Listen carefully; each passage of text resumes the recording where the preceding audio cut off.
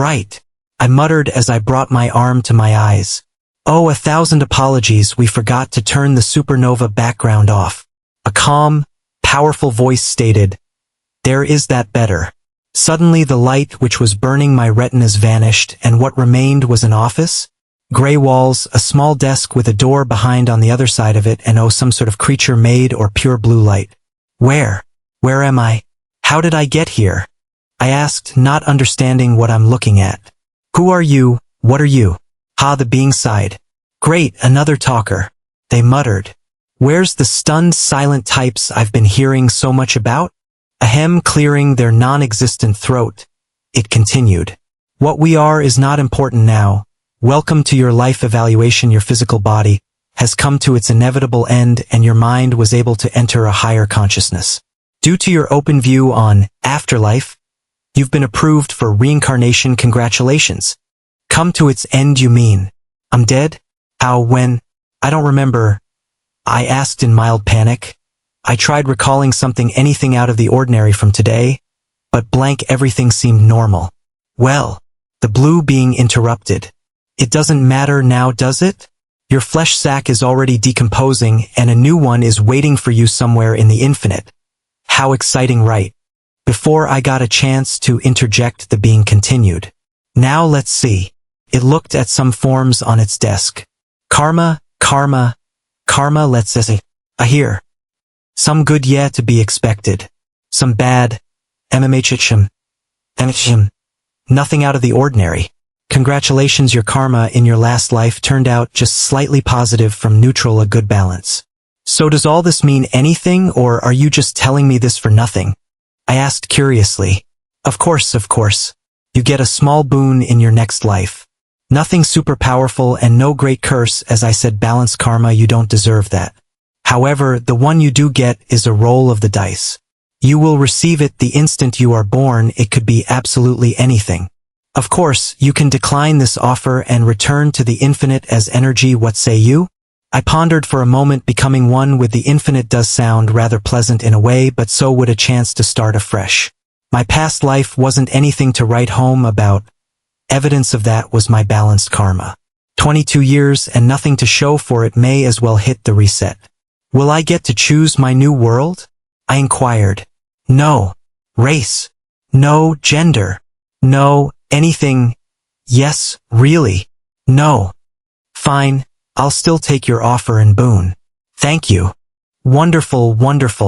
Now let's get the process over quick. We have another appointment after yours in 2 of your linear decades, and we really want to get some rest before that. So please, this way. He gestured to the door behind his desk and stated, walk through and your existence will be remolded into its new form, and what should feel like a short time, your new life awaits. Standing from the chair, I walked to the door and took a deep breath. As the door was open, there was what I assumed to be a sort of portal, a black center surrounded in rainbow accents. I could feel myself pulling towards it, but I stopped myself, probably self-preservation kicking in, and asked, does it hurt? Does what hurt? Remolding my existence. It does not sound like a pleasant experience. The being paused. Surprise would be showing on its face if it had any distinguishing details. We are not sure, we've never considered that. It rubbed its chin. We should follow up with the boss after this. It looked back to me, regaining themselves. But it shouldn't. We've never heard screams. Great. Very reassuring, I whispered. Okay. Let's do this. Wish me luck. As I said that, I jumped through the portal into whatever fate awaited me. Apollo Minor Spartari Outer Rim ongoing warzone. We have to keep moving. The bugs broke through the defense forces line. A man shouted to his partner. What about the baby? They won't let it into the evacuation shuttle. It's for the military only. A woman retorted, looking down at the small innocent in her arms. I told you, you should have aborted the thing when you found out. We're lucky you weren't showing, otherwise we both would have been court-martialed for affairs whilst deployed. The man snapped, making the woman flinch. But the woman started. No buts. If you want to get out alive, hide the baby somewhere and let's move our asses. The man interrupted. The woman looked down at the baby. It looked back at her with a frown, as if knowing it was about to be abandoned. The woman held back a sob and whispered to it. I'm sorry, I'm so sorry. She stopped her run by an alley and placed a kiss on the babe's head before placing him in a nearby rubbish bin. If the defense holds the monsters back, I promise I will come back for you, she said, holding back tears. Her instincts as a mother were telling her to pick him back up and risk it, but was pulled out of that thought by a vice grip. Come on, you've done all you can for the bastard, we have to go, I can hear the fighting getting closer. With that, the woman was pulled away from her son. Her fate and the fate of the father solely rested now on if they make it to their shuttle. Meanwhile, in the aforementioned bin, the abandoned baby's mind was aflurry with thoughts. What the heck, man? Sure. Just leave your child to its inevitable demise. Man, I've been screwed by that accursed blue lamp. I frowned as it continued. And what the heck is this boon? Although I hadn't been told my boon by anything, I knew it instinctually.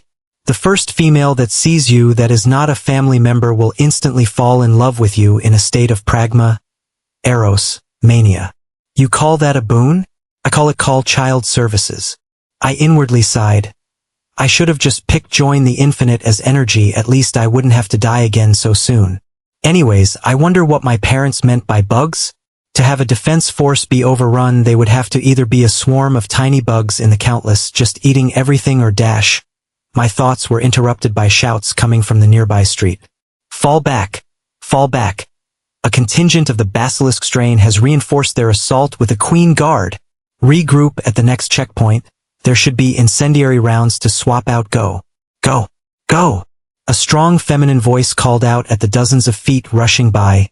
Crackling of kinetic rounds and cracks of thunder as laser rounds went off just meters away from the bin cum makeshift shelter I found myself in. Sounds like the fighting is coming close by. I wonder what on earth a basilisk strain is? Meanwhile, attack drones. Full frontal assault. Consume biomass and release the eggs. With this psionic command, the Basilisk Queen Guard, given name by humans, or as it better knows itself as Freethinker variant number 1700354, walked behind its drone swarm with further 50 Basilisk Swarm Guard charging past it. It was charged by the Hivemind to take out this section of the planet with as little biomass loss as possible. It knew as a freethinker that current biomass loss would be astronomical, but the gain from the meat of the sapiens and the rest of this small world would bring a 100-fold increase. As it walked down what the prey called streets, it stopped. It seemed to smell a prey, but small, not enough to be a meal, but biomass is biomass and must be consumed. It started again towards the alley, telling its guard to continue forward in the main assault, whilst it headed towards the metal container containing the morsel. Despite being in a bin, all I could smell was sweet pheromones, and I could hear clicking, chattering and screeching swarming past the alley I was in. Suddenly, I could hear big, impactful steps coming towards me. Well, this is it. Whatever is out there, I can tell is not human. I thought. What felt like an eternity in anticipation. The stepping stopped just outside the bin. Was I safe? Did whatever was there think this was just an empty alley? Before I could garner any hopeful thinking. Bang! The lid of the bin ripped off violently. I looked up to see my end before me, and what I saw made my blood run cold. 5 meters tall.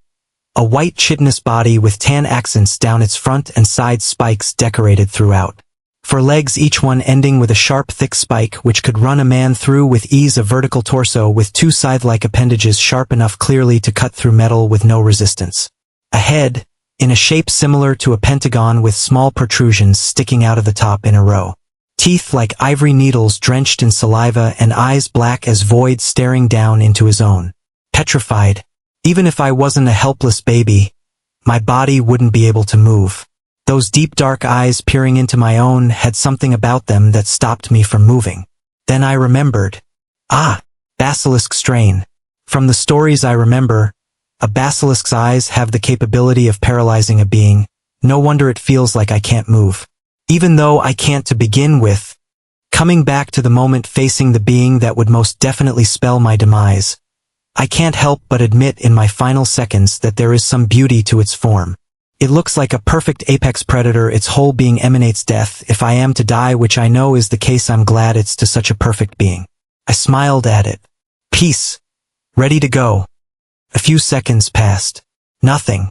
Strange. Maybe it's just taking a second to enjoy the moment as humans sometimes do when looking at a nice meal. A minute passed by, still nothing truly strange. Suddenly, I felt the paralysis wear off. Confused, I lifted my arms at it, beckoning the end, letting it know I couldn't escape if I wanted, and then it flinched. Huh?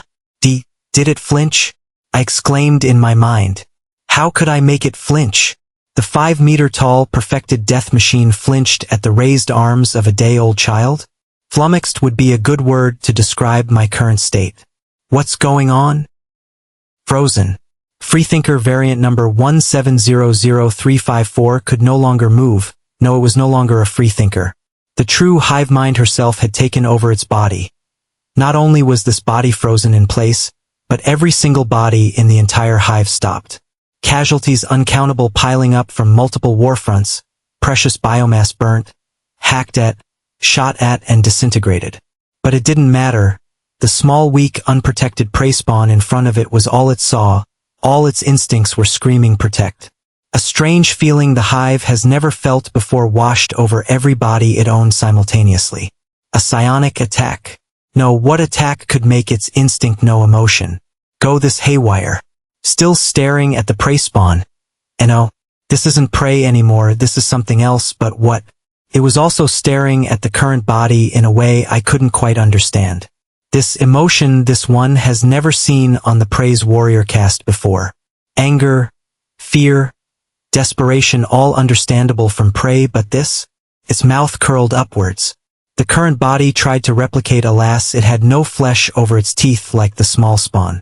Seconds passed by that felt like eternity watching this small spawn that brought a calm to the hive. The hunger, the drive for domination ceased. Calm.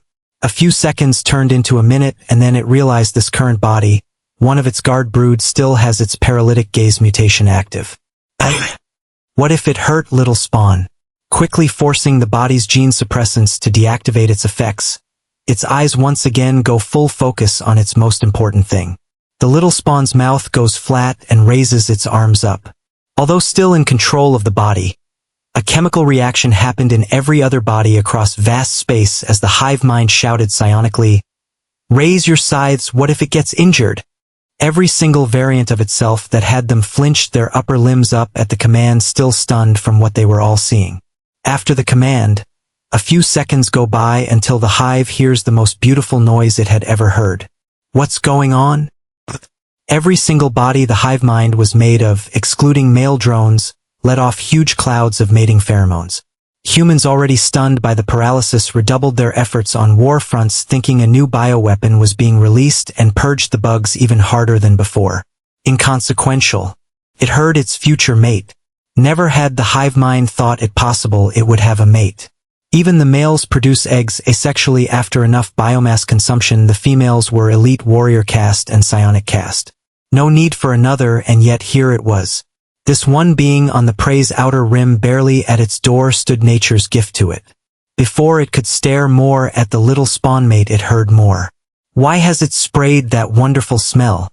Huh, my old mother must be right, I'm a real treat, haha.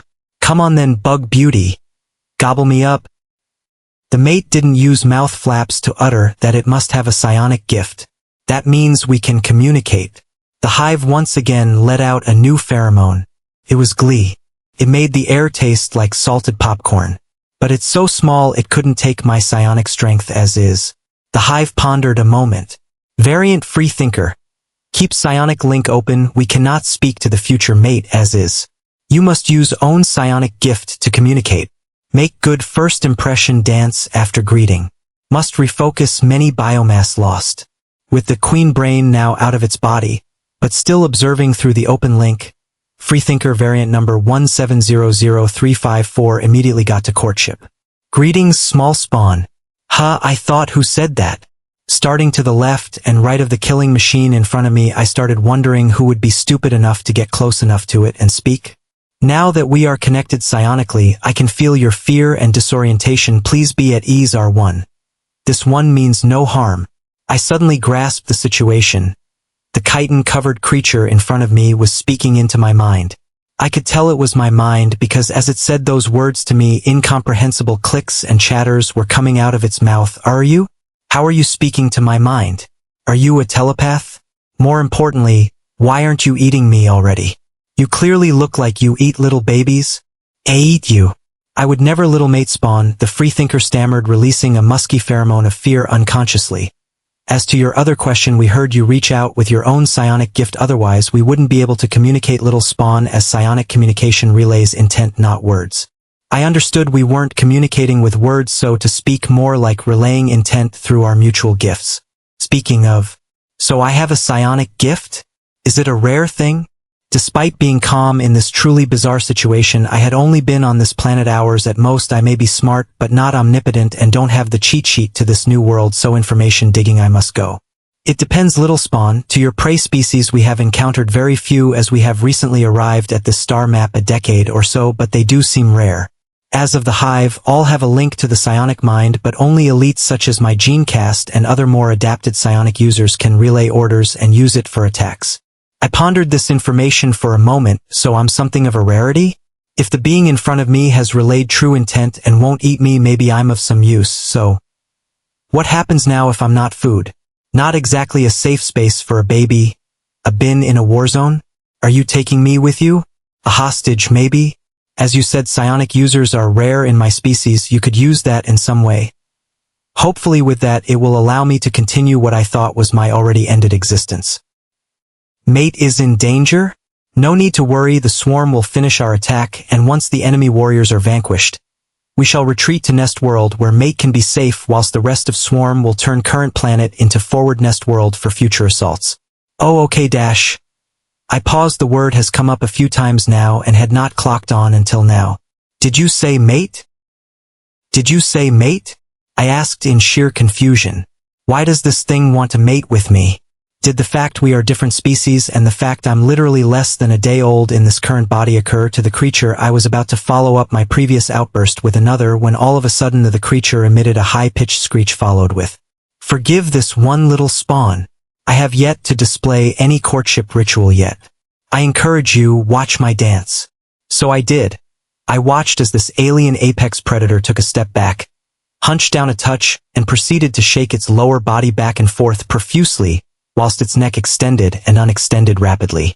Now, whilst this performance may have made any would-be bug species other than itself in the area aroused, to me it was just plain bizarre.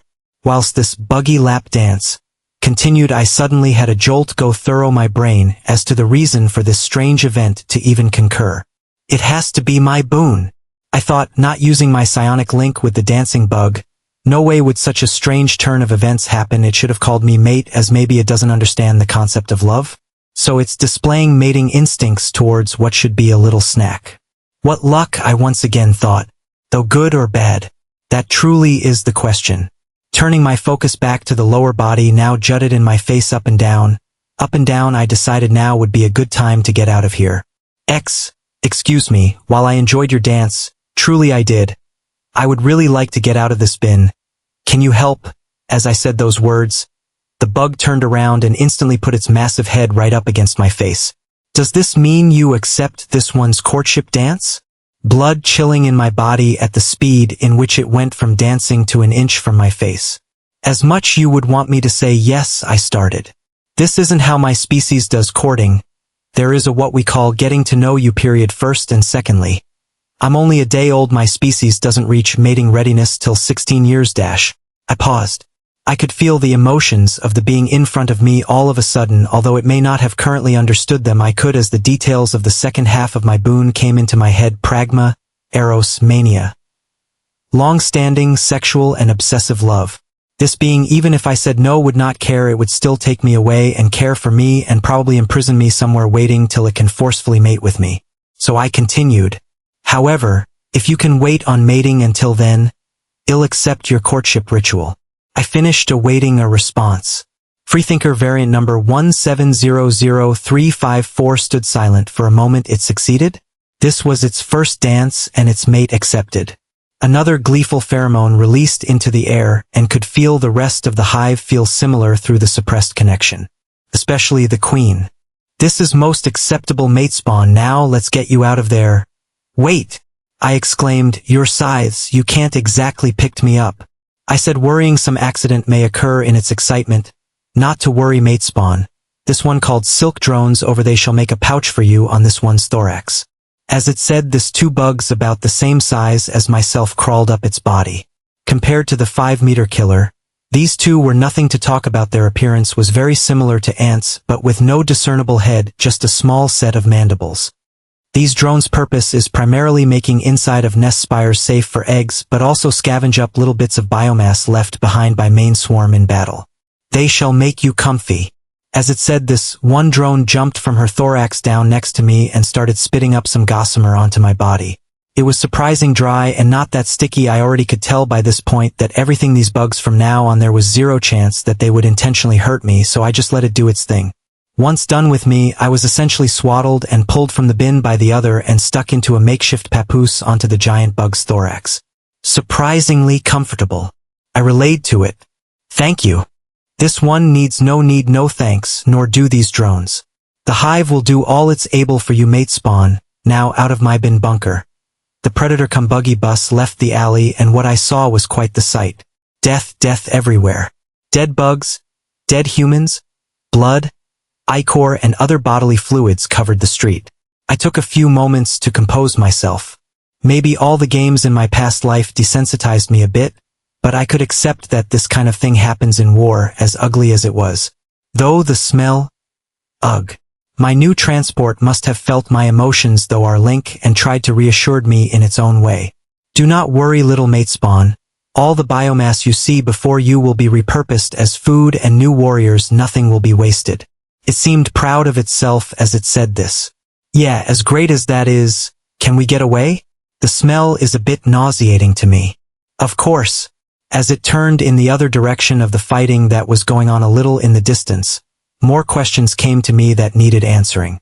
So, you say you are part of a hive mind? You don't seem very hive-mindy to me.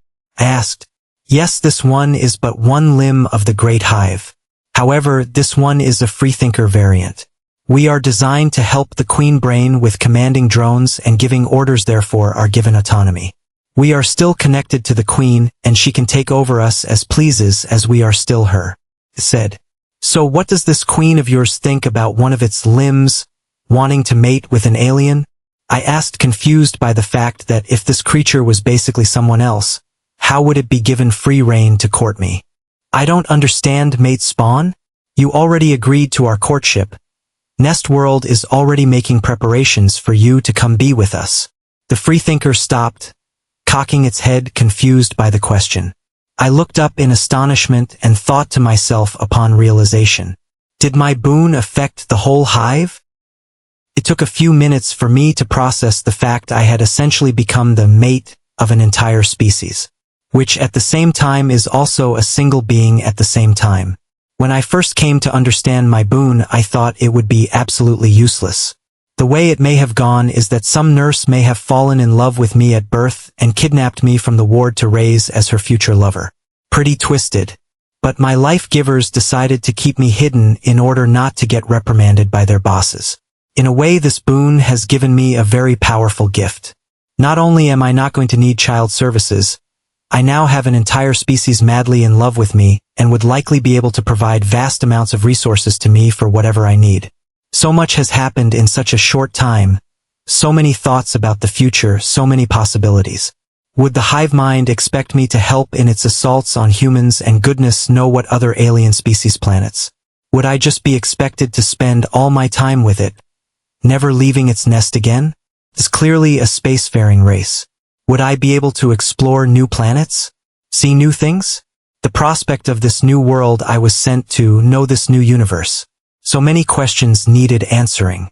As if peering into my head through the open psionic link my current mode of transport relayed to me, Mate Spawn, your mind energy is polluted with thoughts.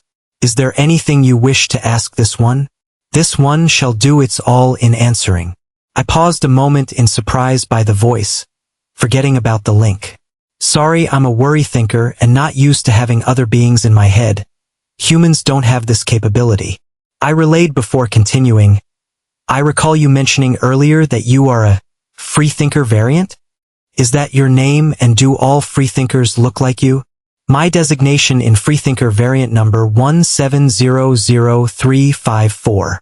The hive does not require names as we are linked, therefore all know each other. And no, not all freethinkers appear similar. This one's gene cast was made with an altered eye mutation which petrifies prey. This one is also a swarm commander, therefore was made with a body flawlessly designed to kill up close.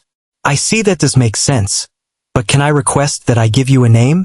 Humans connect better with others if you know each other's name, and you did say you have autonomy from the rest of the hive, which at times makes you an individual. After I asked it this question, I felt our psionic link break and the freethinker stopped in its tracks again. Huh? Did it not like the idea?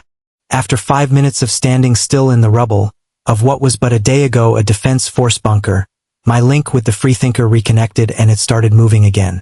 Forgive the pause, mate spawn. The queen had entered this one's psionic link fully, and with your current strength you would not be able to bear it, and we would never wish harm to you. I noticed a slight change in the way it spoke. It sang more freely with a husky allure. The hive queen has decided to grant this one the same freedoms as a biocult infiltrator would receive as a bonding gift to you. This means this one is now as fully independent from the psionic link as much as our species can be. As this one is now truly an individual and doesn't just have autonomy, this one would be most honored to accept host bonding ritual of name giving. I thought hard for a moment. I wasn't expecting the hive to essentially give up control of one of its limbs just so I could connect better with it. Love must truly be a powerful tool. Now to think of a name. What do I know about this creature I'm currently attached to? I know it is a she. It's 5 meters, so I could call her Giganta? No, that's a bit uninspired, I mused. What else? She's mostly white, albedo maybe. No, again pretty basic. I looked around at what I could see from her. Not much, but her sides did remind me of a very beautiful insect back from my old world, and although she lacks the pink and has tan accents instead, this apex predator looks like if an orchid mantis was dropped into a vat of super evolution and she was what came out. If you dislike the name I give you, you can always say no and I will think of something else. But I was thinking about Orchid. What do you think? Orchid cherishes her new name Mate Spawn. Orchid wishes to ask Mate Spawn a question. Sure. But can you stop with the Mate Spawn? It's a little creepy to me. I replied. Forgive Orchid, Mate Spawn. Orchid does not wish to make you uncomfortable. But that can be changed with my question. What name does Mate take? Orchid and the rest of the hive wish to know this. Oh, totally slipped my mind. Sorry, my name is Dash. Totally slipped my mind, was incorrect. I can't remember my name at all. In fact, now that I think about it, I don't even think I knew my name when I was with the blue lamp. How could I forget my own name? Is it a side effect of dying? Panic started to take hold of me, but before it could take root, Orchid called out to me. Mate Spawn, what is wrong? Do you not wish to tell Orchid? I composed myself after a few seconds, the panic fading. Who cares about my old name? This is my new life. A new name is just what I need. Thinking of an eloquent response a few more seconds later, I responded, no, I would tell you it's just that. Well, in human society the parents usually name their chi-spawn, but my parents abandoned me in that bin without giving me a name. Perhaps as my bonding gift to you, you can give me a name. Orchid stopped again. She seemed to do this a lot when confused. You want Orchid to choose your name, Mate Spawn? Orchid was panicking. She had no idea how to come up with a name. The fact her Mate Spawn chose her name so effortlessly must make him a genius. Truly worthy to be our mate. Forgive me, Mate Spawn. Orchid does not know how to create names for you. The entire concept is brand new to Orchid, and she wishes not to choose a name Mate Spawn will dislike. I smiled understandingly. It's okay. Take your time. I'm sure there's some time to spare before we arrive at wherever you are taking me right now. Speaking of, where are we going? We had been walking for a while now and were out on the outskirts of the small city. From the looks of it, the city seemed newly made. No more than 5 to 10 years, well before the hive tore most of it down in its assault. It was small as cities go, it was more of a giant base camp. Orchid is taking Mate Spawn out into this world's frontier, away from prey's air defenses so a void swimmer can take us back to home space. Only few cities like this one exist on this dwarf planet. We chose to attack this planet for its gases underground. We concluded the prey chose to settle this world for the same reason. After the brief explanation on our destination, I continued to ask Orchid a variety of questions such as where is their home planet, about how their gene cast system works, details about the myriad of species that they are, etc., etc. I was starting to feel comfortable around Orchid. I could tell that despite what their outward appearance may say, the elite of their species was very intelligent. Which brought to one of my final questions about the hive for now. Tell me, Orchid, your hive's upper elite are technically speaking sapient. Do you not feel conflicted about eating other sapient life? This question was a serious one. Most of the time when you hear about man-eating creatures in science fiction, they are usually portrayed as evil, and as such I want to hear the hive justification on its dietary behavior. Orchid stopped, again, before pondering the question I had. The hive is one predator mate spawn. We hunt and consume flesh, plants, and all other forms of biomass not out of emotional reasons, as we have observed many from your species do mate spawn, but out of sheer instinct and necessity, otherwise we can't grow and evolve into our truest form. I took in this information for a second. Perhaps as a human my bias was at first conflicted by the thought of Orchid and the rest of the hive consuming humans, but from their perspective it sort of made sense, right? You don't blame a lion's instinct if they kill a human. You may be sad that it happened. Someone may even kill it in retaliation, but from its point of view it was attacking prey. Nature taking course. You're right, Orchid. I'm sorry, I did not consider the equation from the hive's perspective.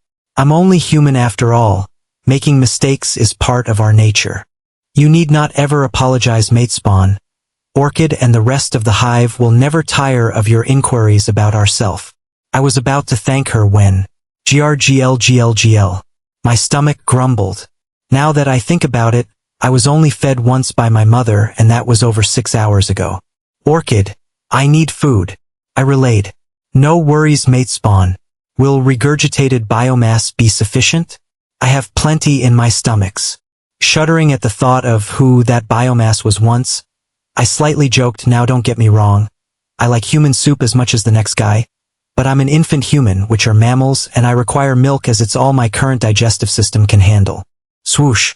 In a blur, to the left of my head, Orchid's scythe had just pierced her chitin plate exoskeleton and into her flesh underneath, ripping out a huge chunk of blue ichor covered flesh from underneath. Before I can express my shock, I heard. No need for worries, mate spawn. Due to Orchid's new freedoms given by the Hivemind, Orchid is now allowed to make gene alterations on herself instead of pre-made alterations in a nest pod. Orchid shall use her reserve of biomass to gene craft an exocrine gland which will provide mate spawn with all the nutrition needed. Orchid proceeded to extend her psionic link out to the hive for a moment before closing it once more and relayed to me, another freethinker variant has consumed a female human prey in the city, and has processed the information of her exocrine structure, which it called breast. I shall begin my gene alteration now. Asking Orchid to turn my papoose sideways with the flat side of her other scythe so I could watch the process, I was mesmerized. The already clotted wound started morphing and transmuting like magic, taking a new form. Alas, it wasn't magic, as magic is just a word to describe science and other knowledge humans don't understand. Watching the process of the gland being created caused my eyes to shine. This is art. If humans could alter their bodies this way, who knows what we could achieve. I decided then and there to learn all I can from my future mate about this wonderful branch of science. It took mere minutes for a functional exocrine gland to form. The formed nipple was gray in color and just jutting out of the hole in her thorax's chitin plate, functional indeed, but rather bizarre considering. That was incredible, Orchid. I relayed to her. Your ability to alter your genes in such a way was a sight to behold. Orchid moved her scythe more, angling me closer to her formed bud. Orchid enjoys your prey's mate spawn, but you must feed. I implore you, she said, jutting her scythe back and forth in a nudging manner. Well, here goes nothing, I thought as I latched on. As the suckling commenced, my subtle unease washed away. Not bad. Tastes kind of like melted ice cream. After having my fill, I unlatched and relayed to Orchid. Very tasty, Orchid. You have made yourself an excellent boob. Yawn on. What a strange day. I feel sleepy. Wake me up when we get to where we are going, I said, shutting my eyes. Orchid, turning back around, whispered through the link. Thank you, mate spawn. Orchid enjoyed the feeling of nourishing you and is glad you enjoyed my taste. Orchid paused, noticing the psionic between herself and her mate had closed off. Opening the main link with the hive as she walked, she realized something.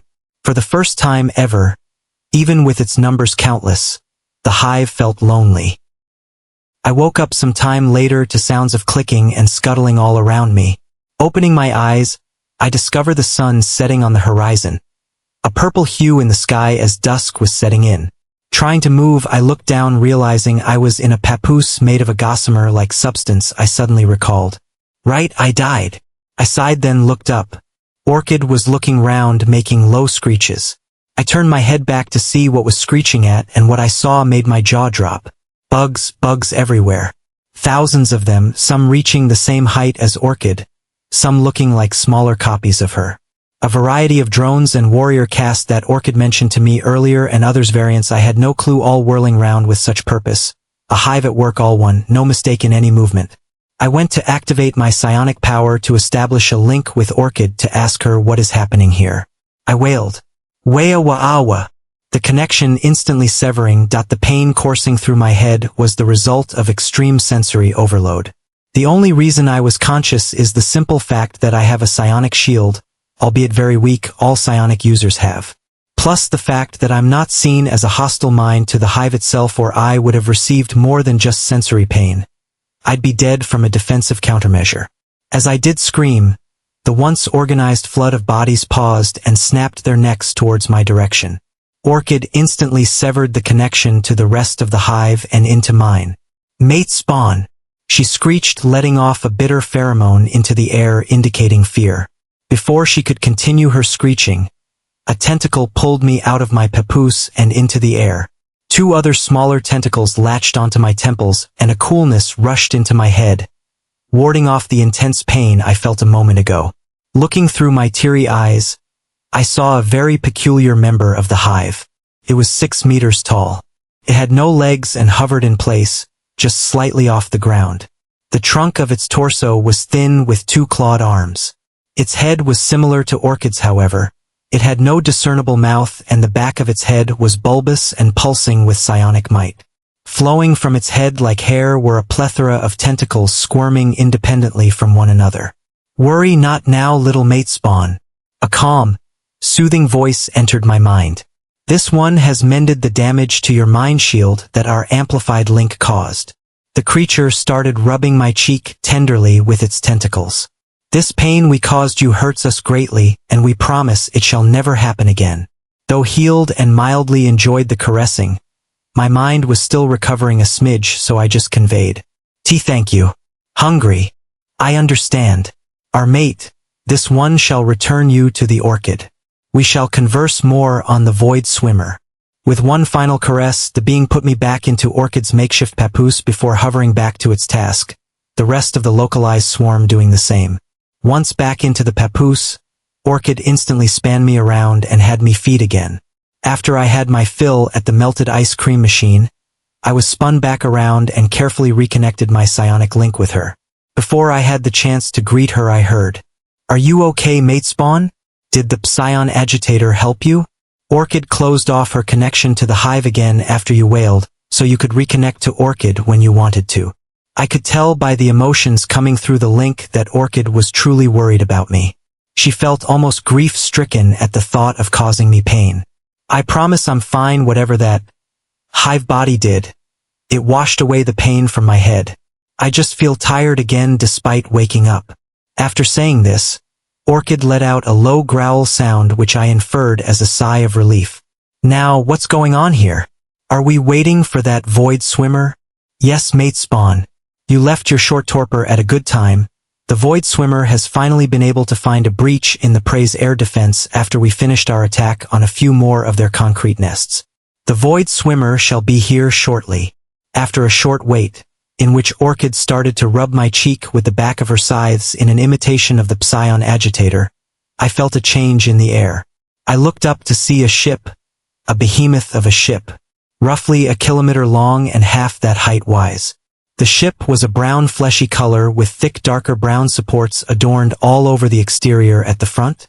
On the ship, 2 tendrils poked out like antennas.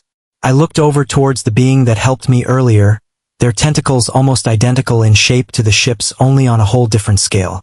The ship came in contact with the ground with a controlled thud. No hydraulics or loud whooshing present from what you would expect from a ship of such size, only the sound akin to breathing. What a spectacular sight! It's majestic, I exclaimed. As someone who loved sci-fi things in my past life, to see a ship of such caliber left me elated and giddy. While smaller than the main hive ships by a large amount, the Void Swimmers were some of the first designed by the Queen when we first left our nest world, and since our goal is to take you back to nest world, a swimmer will be comfortable to you on our journey as it can store oxygen in its whole body instead of just in the torpor nests. Orchid gave a small speech and the information was shocking. This whole ship is one living being. It took about 10 minutes for all the drones and such to get onto the ship with the extra biomass they have accumulated, though the main force still attacking the planet would have gathered this eventually. It was more efficient to take at least some back now and not waste all the extra space the ship would have if it was just me and Orchid on the ship. As Orchid stomped into the ship, I could tell right away this ship definitely wasn't made with humans in mind. For a start, the walls were constricting and relaxing in a rhythm. Yep, clearly alive. I shuddered. Second, holes going this way and that way all over the walls for drones to scuttle around easier, while bigger pathways were left for bigger entities such as Orchid to travel through. As Orchid was about to go deeper into the belly of the beast, literally, I asked, "Is there a place we can watch us leaving orbit? I want to see the world as we leave." Orchid changed her direction of movement. Of course, mate spawn, there is some translucent tissue towards the ship's tendrils you should be able to see out from there. After 5 minutes of walking, Orchid arrived at the location she mentioned. What was there was a wall of pink translucent tissue enough to see out of, but not as clear as a window. This would work. Thank you, Orchid. No, not just you. The whole hive, I said, tears forming in my eyes. What for mate spawn? Orchid tilted head in confusion at my emotional state. Although it's not the way I ever would have imagined it, you have made one of my lifelong dreams come true. To step into the stars and see what is out there. Even more confused, Orchid tilted her head in the other direction. But mate spawn, I don't understand. You are only a day old. How would you have had these dreams? I paused. Crap. Sniff. Don't mind me, Orchid. Just something weird your mate does from time to time. I played off trying to distract her by mentioning your mate, which worked. After saying that, the ship finally started to rise from the planet. It took roughly a minute of flight before being able to see the whole planet from a fair distance away. It was a dwarf planet roughly 2,000 kilometers in total. Most of the planet was rocky and mountainous in terrain. The places where greenery was abundant, human cities, were created in those futuristic circular style. Very little water was visible from space as most of it was underground or transported in from neighboring worlds. It was almost peaceful. Almost.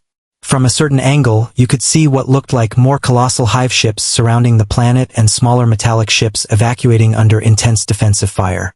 Explosions on the planet's surface were visible even from this distance, indicating the defense is truly fighting to the end.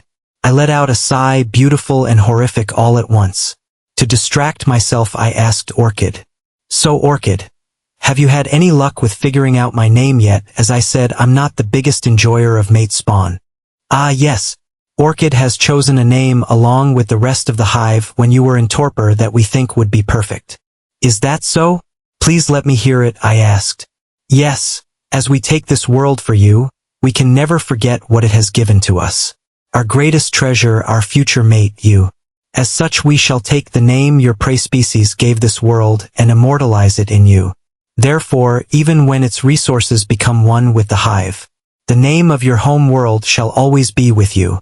Apollo. Leondi Spartari Ecumenopolis Core World 7. In a war intelligence room, 12 people sat across from each other on a long conference table. Nervous energy permeated throughout the room with occasional glances at seat 13 currently absent. The 12 present were all early, of course. The man they were waiting for was not someone who you wish to grace with lateness. Step, step, step. Sharp footsteps echoed closer to the conference room from the hall outside the room. Every individual proceeded to sit up straight and made last-second adjustments to their already immaculate black and red military suits. As the door opened, everyone stood and bowed. 1,000 victories to you, my king. The 12 voices choired in unison. The man ignored the serenade and with strong steady steps made his way to his chair. The king was a handsome man in what appeared to be his mid-50s with a grizzled face, molded by a lifetime of war and military service. A slight frown lingers perpetually on his face. Although somewhat ordinary in appearance, he comes across rather striking due to his sharp, sword-like eyebrows and thin lips. With his posture oozing authority, he uttered in a deep, gruff voice, "Speak." The woman to his right took a deep breath, then started, "Yes, sir. About 1 week ago, the evil scourge known as the Swarm attacked 27 outer rim planets under Spartari control. While we would not usually ask you to come back from the Dracoshi front for such trivial reasons, Your Grace, however, the scourge has proceeded to act in a way which has yet to be documented in the last 10 years. The king's eyebrow arched up. "Give me what information you have," he demanded. The king was handed a data pad with hundreds of different reports from the planets in question. He skimmed through the reports, his frown growing through confusion. "They stopped." The king looked at those present. "What do you mean they stopped?" We aren't sure, Your Grace," a hulk of a man interjected. "On all planets at the exact same time, 3:52 p.m. Core World 1 time. Every single drone, warrior, and even elites such as basilisks and brainbursters just came to a complete halt for 5 minutes. The king pondered for a moment. There must be a logical explanation for this. The king looked back down at his pad, ignoring the others present. A short pause grasped the room before he questioned. "This gas it released just before they regained movement, harmful?" "No, Your Grace, no casualties in those who were affected by the gas. However, quarantines have been put in place onto those who were exposed in case the substance was a bioweapon in nature." The woman from earlier retorted. "What about in other sectors? We can observe any news from the coalition?" "Yes, Your Grace," a blue humanoid said from the far end of the table. "Our spies in the traitorous coalition have reported similar events occurring. No other information at this time." The king looked at the blue alien. "Ugh, what was King Lysander thinking passing the bill allowing the filthy Xenos permission to join our mighty military? If I can find a way to assassinate the civil King Dickon and replace him with a puppet, I could flip the bill and remove the filth before it festers." Shoving his racist thoughts to the back of his mind till later, the king continued. "So, it's happening in the unliberated squalor systems also? A shame. If it was just in our planets, it could have meant we had a potential resource that causes the swarm to freeze up. Do we have any theories so far? Sometimes speculation can pave way to results." Two members of staff in white uniform looked at each other before one spoke in a rather weaselly voice. "Some speculation at R&D, my king, is that perhaps one of our enemies have made a psionic weapon which targets the swarm's capability to relay orders, but such a weapon to us is theoretically impossible, so has been ruled out."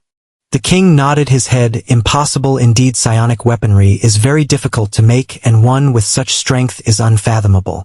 The king himself only had a few war gears that are psionically capable in nature, none as powerful to the extent the researcher speculated about." Interrupting the king's thoughts, the second member's female robotic voice rang out.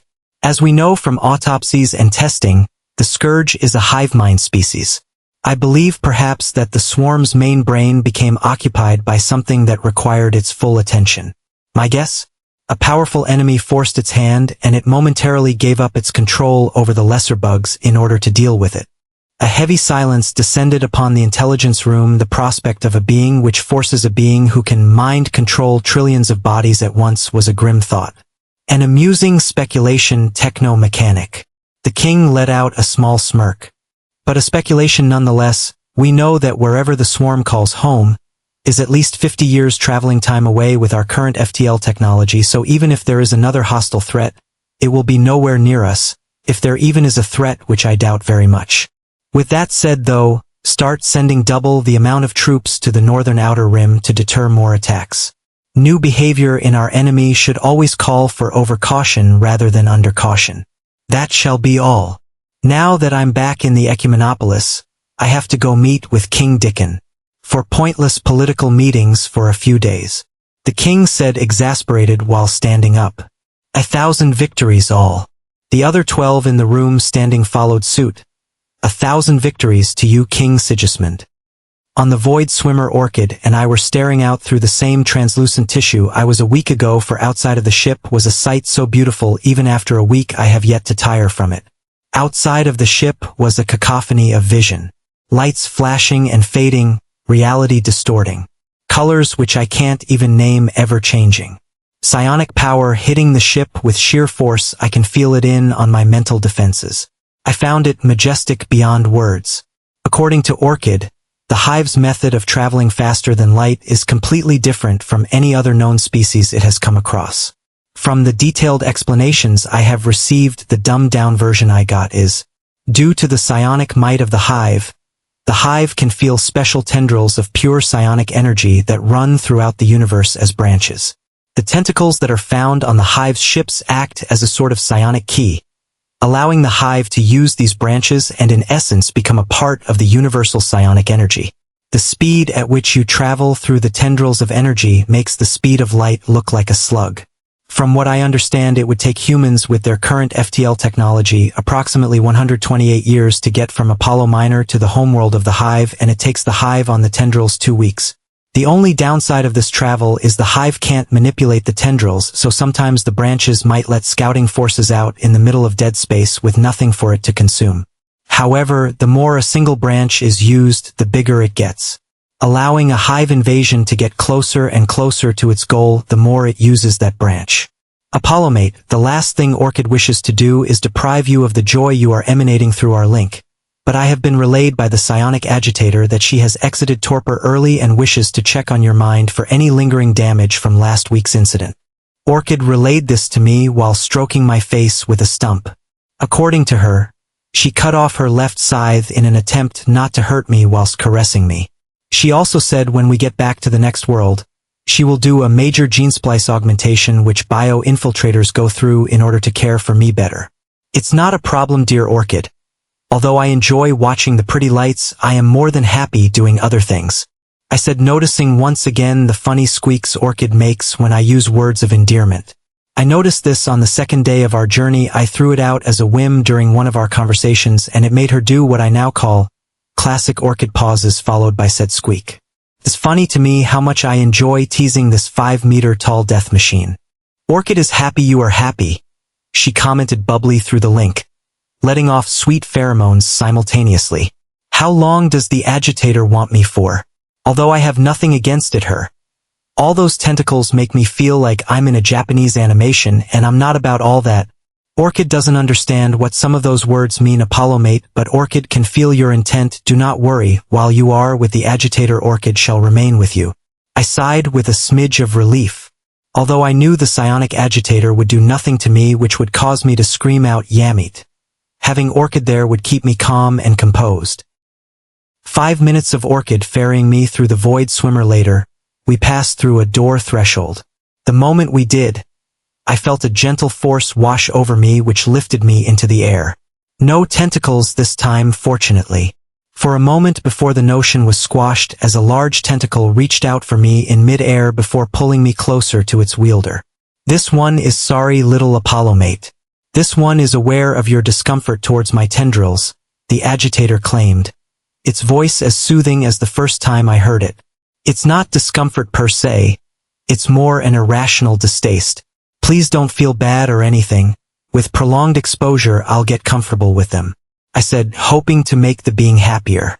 It is also considered my mate after all. This one is glad to hear you say this, as the next week of travel Apollomate shall spend his time with this one. The psionic agitator relayed, its voice traced with a tinge of excitement. All week? I asked, puzzled. Is that how long it takes to check my mind for possible damage? This one assessed your mind the moment you were in this one's embrace, Apollomate. The next week we shall be strengthening your mental defense so you can be in the presence of the queen brain and testing which aptitudes you have in psionic manipulation so we may better guide you in the future, our mate. I understand the first part. Orchid has had to cut her psionic link with me a few times in order for the Queen to relay orders to her without affecting me. But what are these aptitudes you mentioned? I asked excitedly. I had thought my ability in psionics were purely telepathic in nature, so thinking that I could have other types of powers I have only dreamed of enticed me greatly. This one shall explain. Psionic manipulation is more than just telepathy through psionic links. The Hive uses this ability to extreme flawlessness compared to other races who, if not trusting of each other, their minds will rupture attempting to link even more than two. However, there are other abilities the Hive and certain elites can wield, such as this one. This one was created with mutation in its telepathic ability, allowing for a new psionic power, telekinesis. The Hive brain herself, through devouring so much biomass, has developed almost all forms of psionic powers, therefore is able to tell through some tests which powers you may or may not have. I furrowed my brows. That's quite the explanation. How do these tests work? They aren't invasive in any way, are they? No need to fret, Apollo mate. The tests will be done whilst you are asleep. This one needs to enter your mind and find your psionic origin, the source of your power. And you being awake may cause your defenses to flare up, and as we said, we never wish to cause you harm. I thought for a moment, of course, they wouldn't hurt me, but the idea of something digging in my mind left me uneasy. However, the idea of knowing which abilities I have far outweigh my concerns, so I stated, "You have my complete trust, O future mate. But before you set me off to sleep, can you place me back in my orchid pouch? I feel at ease there." A gargling sound came from who knows where out of the agitator in front of me before it relayed with a twinge of glee. "Of course, Apollo mate." She started moving me back to Orchid. "Your comfort and happiness means more to us than anything in this universe, and we are truly glad you trust us so." Once strapped back into my mobile cot, Orchid made me feed, as she wasn't sure how long this would take. Usually the Hive instantly knows any mutation in its limbs, as they are all connected, but it could take a while with me, considering they are going to take extra care with me. After having my fill, I naturally felt drowsy and fell asleep peacefully. Once asleep, Orchid re-established her link with the Hive and relayed to the agitator. "He would name you if you asked, you know? Although we could feel Mate Spawn's trepidations about us at first, he clearly cares for us now. This one is aware designation Orchid, but the Hive fears him giving names to us with stronger psionic might. The Queen Brain thinks it may damper our abilities, as although we have autonomy like you freethinkers, most of our might comes straight from the collective whole, and giving us an individual name may suppress our link. We may all care deeply for Apollo, but not all of us are to be with him in his future. We are content just seeing him through the link." The agitator paused, caressing my sleeping face. "Just knowing this one has been able to caress future mate and be of help to him is more than enough. Besides, the Queen made it clear no more names till she has received her name gift." Orchid looked up at the floating kin in front of her. She wasn't aware of some of the things the agitator had said to her, which left her scared. Although now almost fully autonomous thanks to her new freedoms of bioinfiltrator class, she was still ultimately made to be a freethinker, and although yes, the freethinkers still had autonomy, they always had an understanding of what the Hive at large was thinking, doing, attacking and devouring, but now she actively had to access her link, and although she didn't realize it at first due to always being with Apollo, she now realized how lonely and isolated from the rest of the Hive she felt. Designation Orchid. The Queen herself, feeling Orchid's worry, entered the link personally. "What you are feeling is understandable. I never made you for this purpose. But the freedoms I gave you was for a reason more important than what you were designed to do. Our future mate is bonded to you now. I can feel it every time I watch your psionic link from the outside. You may feel alone now, but know your new function is one thing: to care for our mate in a way the collective Hive cannot. Although now isolated, you are still us, never forget." With that, the Queen left Orchid to ponder for a moment. A newfound pride filled her thorax. The Queen was right. Although isolated, what she received in turn was a gift. In the whole Hive, the one matespawn Apollo felt closest to was her. The entire time on the ship, although incapable to move on his own currently, Apollo only wished to be with her. Stopping her unconscious stroking of Apollo's face with her stump, she relinked with the agitator and said, "Apologies for the delay, agitator. Please find our mate's gifts. There must be plenty, just observe how perfect he is." "Yes, he is indeed perfect. You should enter torpor for a while, designation Orchid. You have yet to do so since Apollo Minor. Mate should be asleep at least 12 hours, and this one can provide nutrients directly to his brain while I search for the origin. Orchid shall listen to your advice, agitator." With that, Orchid hunched down a bit, now only 3 meters tall instead of her usual 5. Her pitch-black eyes were still open, but her mind was now entering a state of rest. It was needed more than she thought. Her care for her mate, the only thing allowing her to still perform at peak. With Orchid now resting, the agitator got to work. Although not physically entering her host's brain, a psionic user's mind is usually paradoxically larger than its body. Therefore, it takes a while to navigate the whole thing. The Queen, for example's mind is theoretically as large as her furthest limb. Truly gigantic. On par with gods. The psionic might she radiates is enough to destroy any threat that even gets close to her planet's star system. Not that Apollo is anywhere close to that. The first thing the agitator did was massage Apollo's mind defenses into allowing her access. It helped that they have had psionic communication before and the defenses didn't consider her a threat. It didn't take long for her to make a way in, and once she was in, she was rather shocked. Apollo's mind was much bigger than any human she has seen before. Her main function on a battlefield was to attack other psionically gifted users' minds and, in a very crude definition, burst their minds open. So she has definitely seen her fair share of how human minds should look like. As she was probing gently through her mate's mind, she grew confused from time to time. A lot of her mate's mind was blocked off from her in a way the Hive has never seen before. Out of respect for her mate and self-preservation, as those that were blocked off seemed more defended than his own mindspace barrier, she ignored them. After a few hours of probing her mate's mind, she found what she was looking for, and it made her stop. It made the whole Hive stop. For the second time a week after the first. The entire hive mind let out another huge cloud of mating pheromones. What the psionic agitator had seen had put every single female body the hive possessed into a heat-like state. Opening my eyes groggily, I looked around the room with mild confusion. Ugh, why do I feel like I'm hung over after an all-night bender? I thought aloud to no one in particular. However, a reply came anyway. Apologies, Overlimit Orchid has been informed that the mild pain you are feeling is a species-wide effect your species goes through if their mind defenses are breached. There won't be any side effects as nothing was attacked, but you may feel some discomfort throughout the day. A small price to pay considering I get to learn about my powers. Speaking of, did the agitator find anything? I questioned, looking around for her. Where is she, by the way? Orchid turned her body around and what was unveiled made me gasp. The psionic agitator was no longer hovering in the air just above the ground, but instead was sprawled out on the ground staring deeply at me. What happened? I stammered out, is the agitator okay? Did something go wrong in my mind? Be calm, Overlimit. The agitator is fine. She is just being suppressed by the hive. The whole ship is actually. Orchid relayed to me in a calming tone. But why? And why isn't the hive suppressing you? I asked. Orchid is not sure, Overlimit. When she fell, Orchid was still in torpor and the link to the hive was fully closed. When the agitator did fall, I got up to aid her.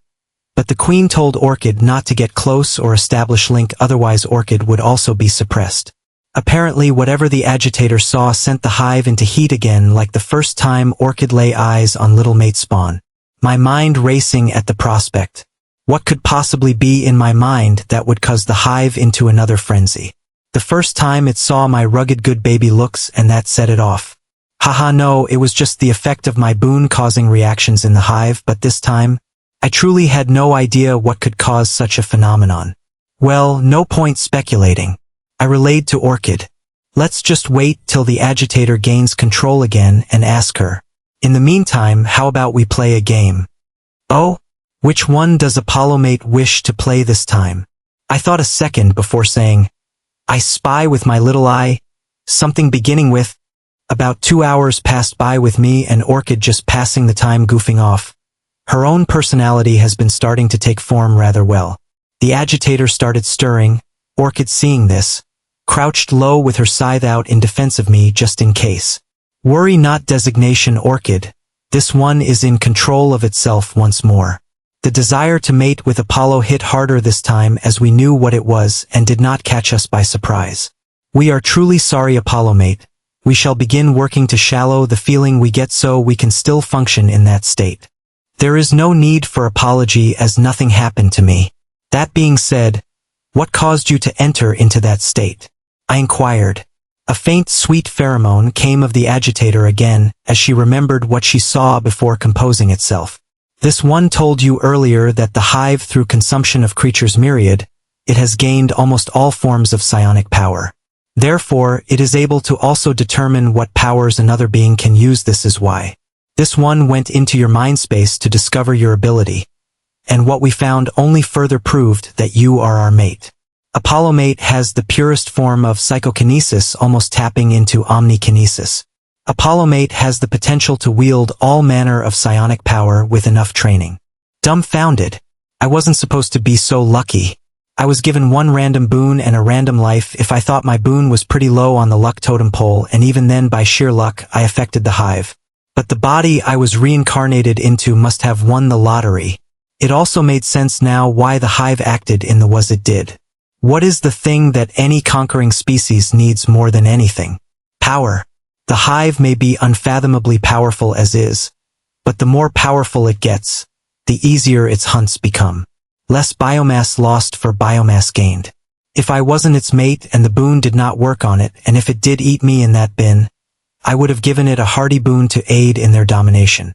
But I wouldn't let myself get washed away in self-gratification. This is a gift beyond gifts, and only a fool would not take advantage of the resources I have available to train it, and I'm no fool. Right then, I guess we should start training my mind defenses in order for me to see the queen, right? How does one go about doing that? Please don't tell me it's in silent meditation for years on end for the most minimal amount of progress. I groaned out. I would still do that if it was the only option, but I'd rather enjoy myself and my powers, rather than sit in a cave for decades on end and call it a life. Cultivation, man. While that is one inefficient way you could do so, Apollo-mate, the queen would get rather restless waiting. What this one suggests is much more simplistic. This one would attack your mental defenses with a small amount of my psionic might, like this one did earlier, only this time instead of massaging my way through, this one will attempt to crack it open. At first you would not be able to defend, but as this one continue to repair and strengthen your defenses, you will start to be able to actively reinforce it through reflex. This left me to ponder a moment. The amount of trust needed for this exercise would be astronomical in proportions. One wrong slip, one negative emotion while the mental barrier is down would destroy a person's mind. Do I trust the hive enough to allow this training to commence? Of course I do.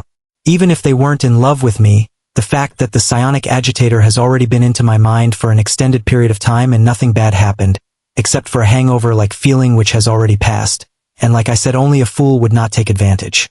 Will it be strong enough to be able to converse with the queen next week? I asked. That depends, Apollo-mate, on how much you are willing to push yourself. But in theory, yes. A light conversation with the queen would feel like how it is speaking to this one, that minor strain on the back of your head.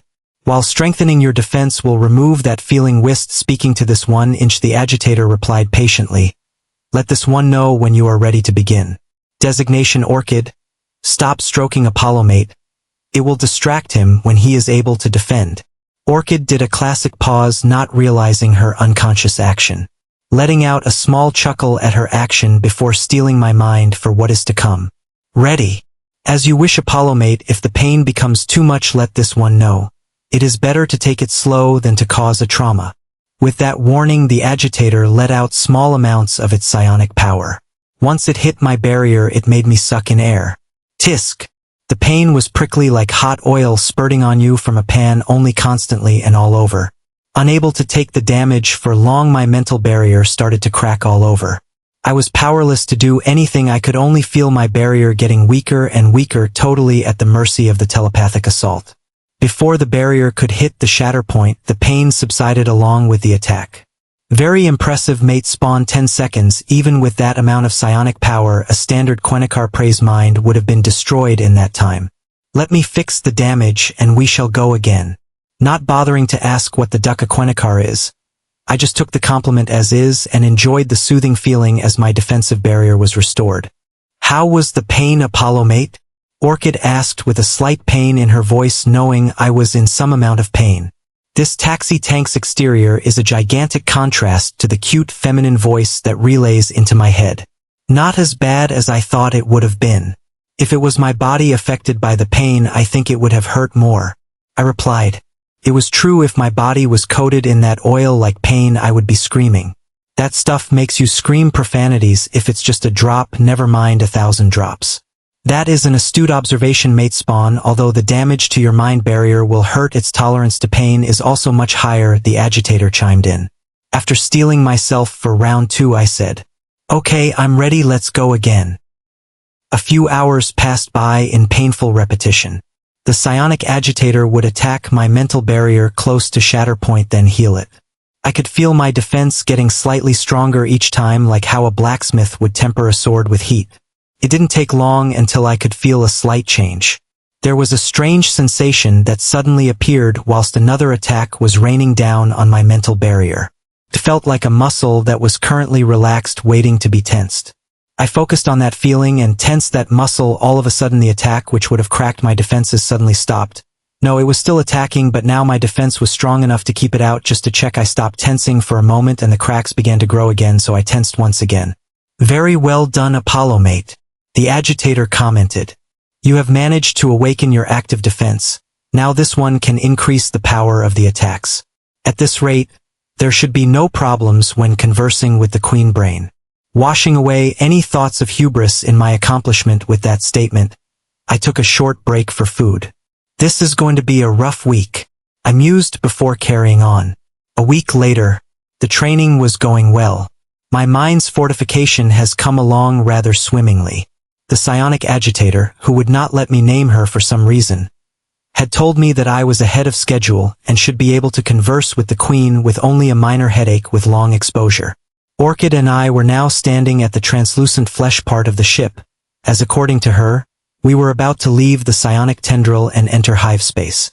A myriad of emotions were passing through me, excitement and trepidation being the predominant among them.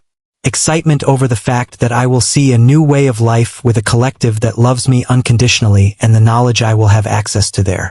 Trepidation over the unknown. What Orchid and the agitator have told me have only scratched the surface of knowledge about the hive. Feeling my emotions through the psionic link, Orchid stroked my face while saying, "Be at ease, Apollo mate. Orchid promises only one thing. All of this, all that is us, is now yours as well." She gestured outside. As she did, the ever-changing exterior of the psionic branch disappeared, and what greeted my vision left my mouth agape. Hundreds, no thousands, no tens of thousands.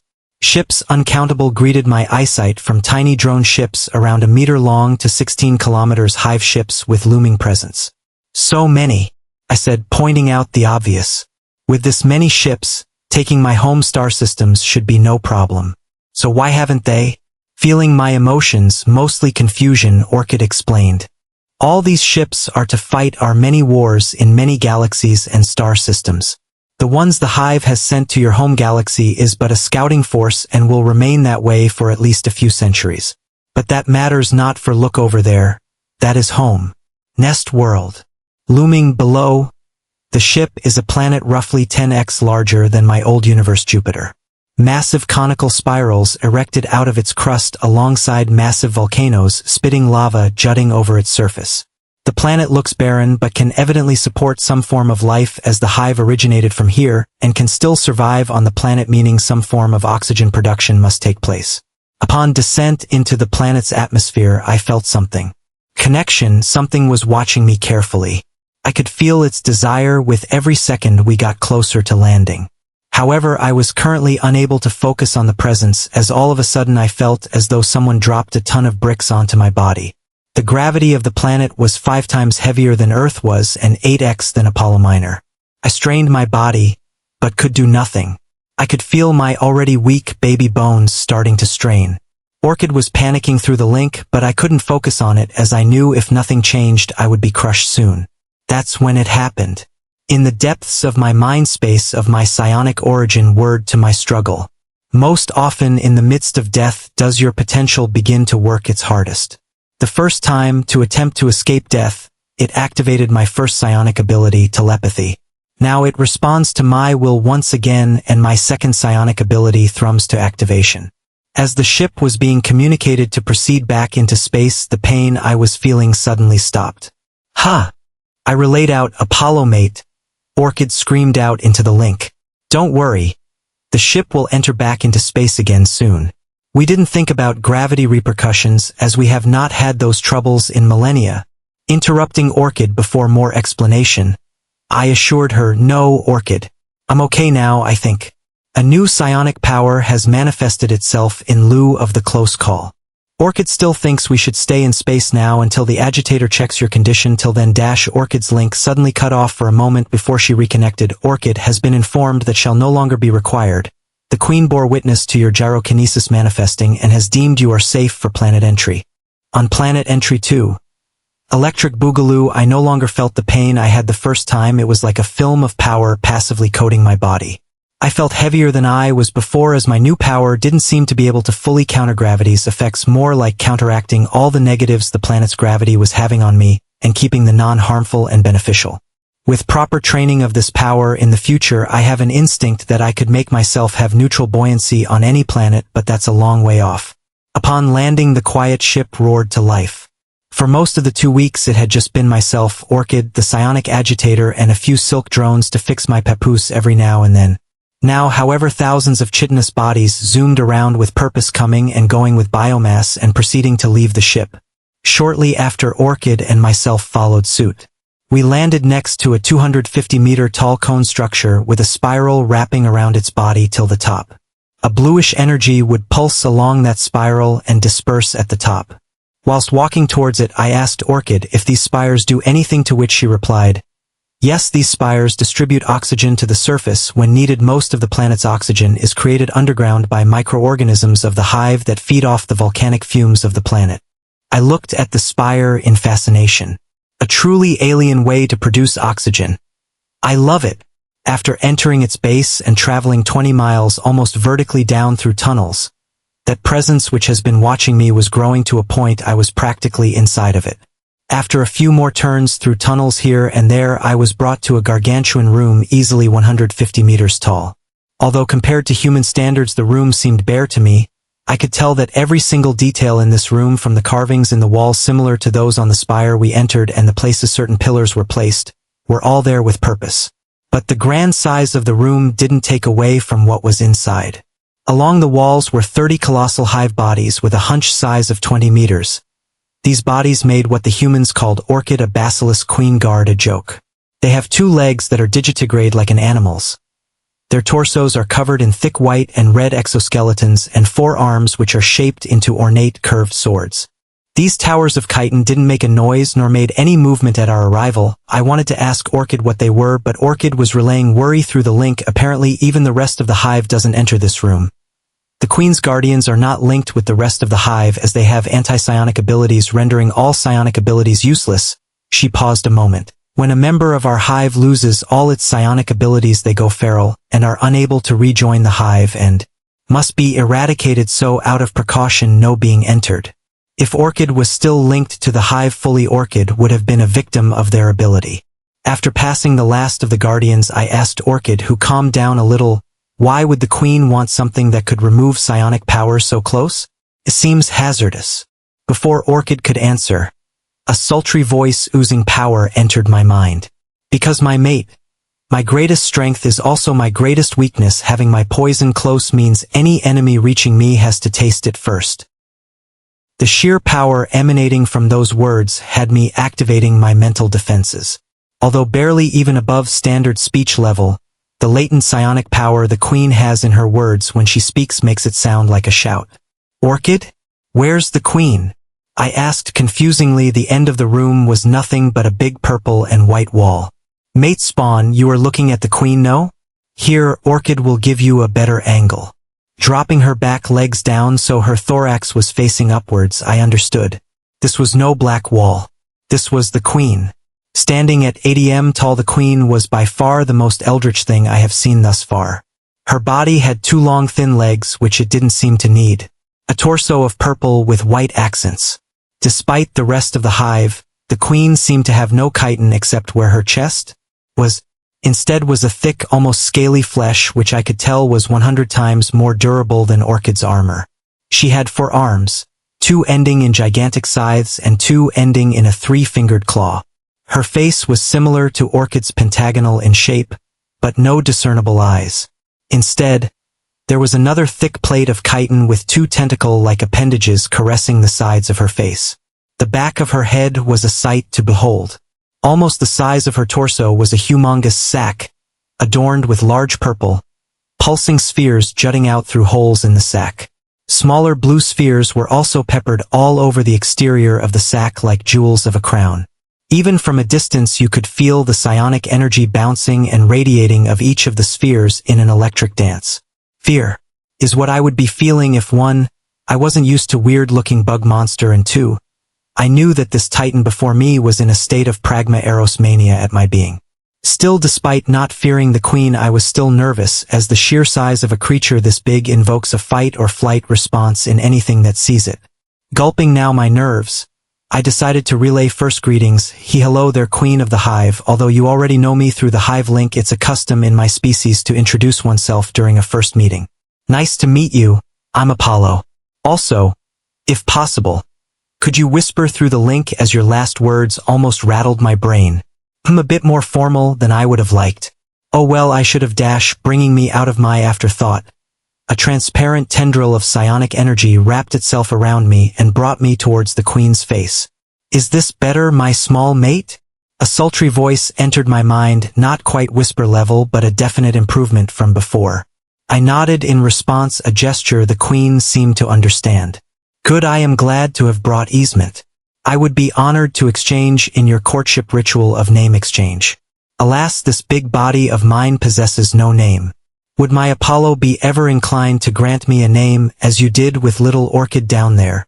I pondered a moment. The queen was different, vastly different from the other intelligent members of the hive. Firstly, she uses possessive pronouns, unlike Orchid, who instead of using them, just uses her name, and the agitator just uses this one. The queen is clearly independent enough to use my and I, for example. After that short observation, I got to thinking. I could feel clear expectation from the queen. It seems she held a twinge of jealousy that Orchid, one of her broken off limbs, had received a name before her. Looking at the queen's head, what caught my eye was a small ring of blue beads just jutting over from her head sack from this angle. They looked like a halo of jewels surrounding her head. How about jewel, my queen? It means precious stone. The blue beads on top of your head gave me inspiration. The queen said nothing, just stared at me with her non-existent eyes. Around 5 minutes of uncomfortable silence later, the queen responded, You think I'm precious? Huh? That's what got her all link-tied? My explanation of the name. Letting out an inward chuckle, I responded. So I take it you like the name? Of course, my mate. Being your precious jewel is all we desire. Everything I have is yours, even my name. Should you wish to begin mating before the time you gave, just say so, and your precious jewel shall do so. Jewel relayed this to me in a very creepy tone, the type of tone in where if she had eyes they would be bulging and slightly dead, and her hair would clearly be pink. Letting out a nervous laugh, I said, As much as you may want to mate me, my body can't even function in that way yet. Even then, I don't understand how we would even go about it. All right. Yes, my mate, you are correct. She took a quick pause, remembering something. Orchid. You may leave to undergo the alterations specified in a nest pod. Take your time, as this shall be Apollo's gift. Yes, Queen, Orchid understands, she said and turned around to leave. Wait, I cried out through the link.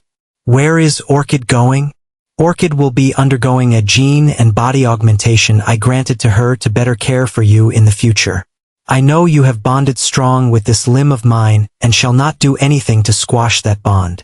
The Queen Jewel stated. How long will you be gone, Orchid? Although I couldn't see her from here, the link was relaying to just below me. Orchid does not know Apollo, mate, but worry not. You shall see this one again soon. Although Orchid shall look different, it will still be Orchid. With that, she turned and scurried out with haste. I could feel her sadness at the parting. I felt the same way, but knowing it wasn't goodbye, just a see you soon eased the sadness away. Picking up on my feeling, the Queen's sorry jewel offered comfort. You need not worry about your Orchid, my Apollo. I will be monitoring her progress in the nest pod the whole time. In the meantime, let me feed you. You must be hungry. Look, I gene crafted a small tendril to feed you with. Before I was even able to comment, a small bud entered my mouth. The taste was very similar to Orchid's exocrine milk, but more richer, and faint traces of psionic energy were dotted into it. 2 months later. My time with Jewel and the hive at large has been relatively nice, for lack of better words. A bit repetitious, as my baby body wasn't capable of much yet. Eat, sleep, and train my mental defenses. No other powers have manifested themselves yet. But my mind space is much stronger. I can now talk with Jewel without tensing my defenses. Still not that strong considering it's just talking and I can only just defend, whereas with the psionic agitator, she was actively attacking with psionics. I was now as big as a 12-month-old. Apparently psionic energy can alter your body's growth. The super nutrients Jewel was feeding me every day also helped. Apparently they were only using the best of the best biomass to choose nutrients out of. Usually they would go to creating new elite casts, so I felt touched by the gesture. Although what I required barely put a dent in what the hive used daily. I have just woken up from a nap. I now had my own bed made out of a chitin frame and folded over silk drone gossamer. The second I did wake up, the little blanket I had over me got up and moved to the bottom of the bed. It was a new species in the hive that Jewel had made for me, which I jokingly named bedbug. It had fur all over it. It was designed and gene-altered from some form of conquered species out there. It permeated warmth throughout its entire body, making it a biological electric blanket. Crawling over to it and giving it a quick pet as thanks, it cooed and shook excitedly. Before it could get too happy though, a transparent tendril picked me up and brought me into one of Jewel's clawed hands. "Did you have a good torpor, my Apollo? You really like that bedbug, don't you?" Jewel's voiced through an open link, making the bedbug shudder in response at the tone. "Hey, don't bully my blanket," I responded seriously before we both let out a little giggle. "And I told you I don't do torpor, I sleep. I'm not conscious of my surrounding in that state, and I am totally at the mercy of those around me." "Then it's a good thing all I do is watch you when as you sleep then," she stated with utmost seriousness. After a few more minutes of morning rituals and casual jesting, Jewel relayed to me, "My Apollo, I have a surprise for you today." "A surprise? I wonder what it could be."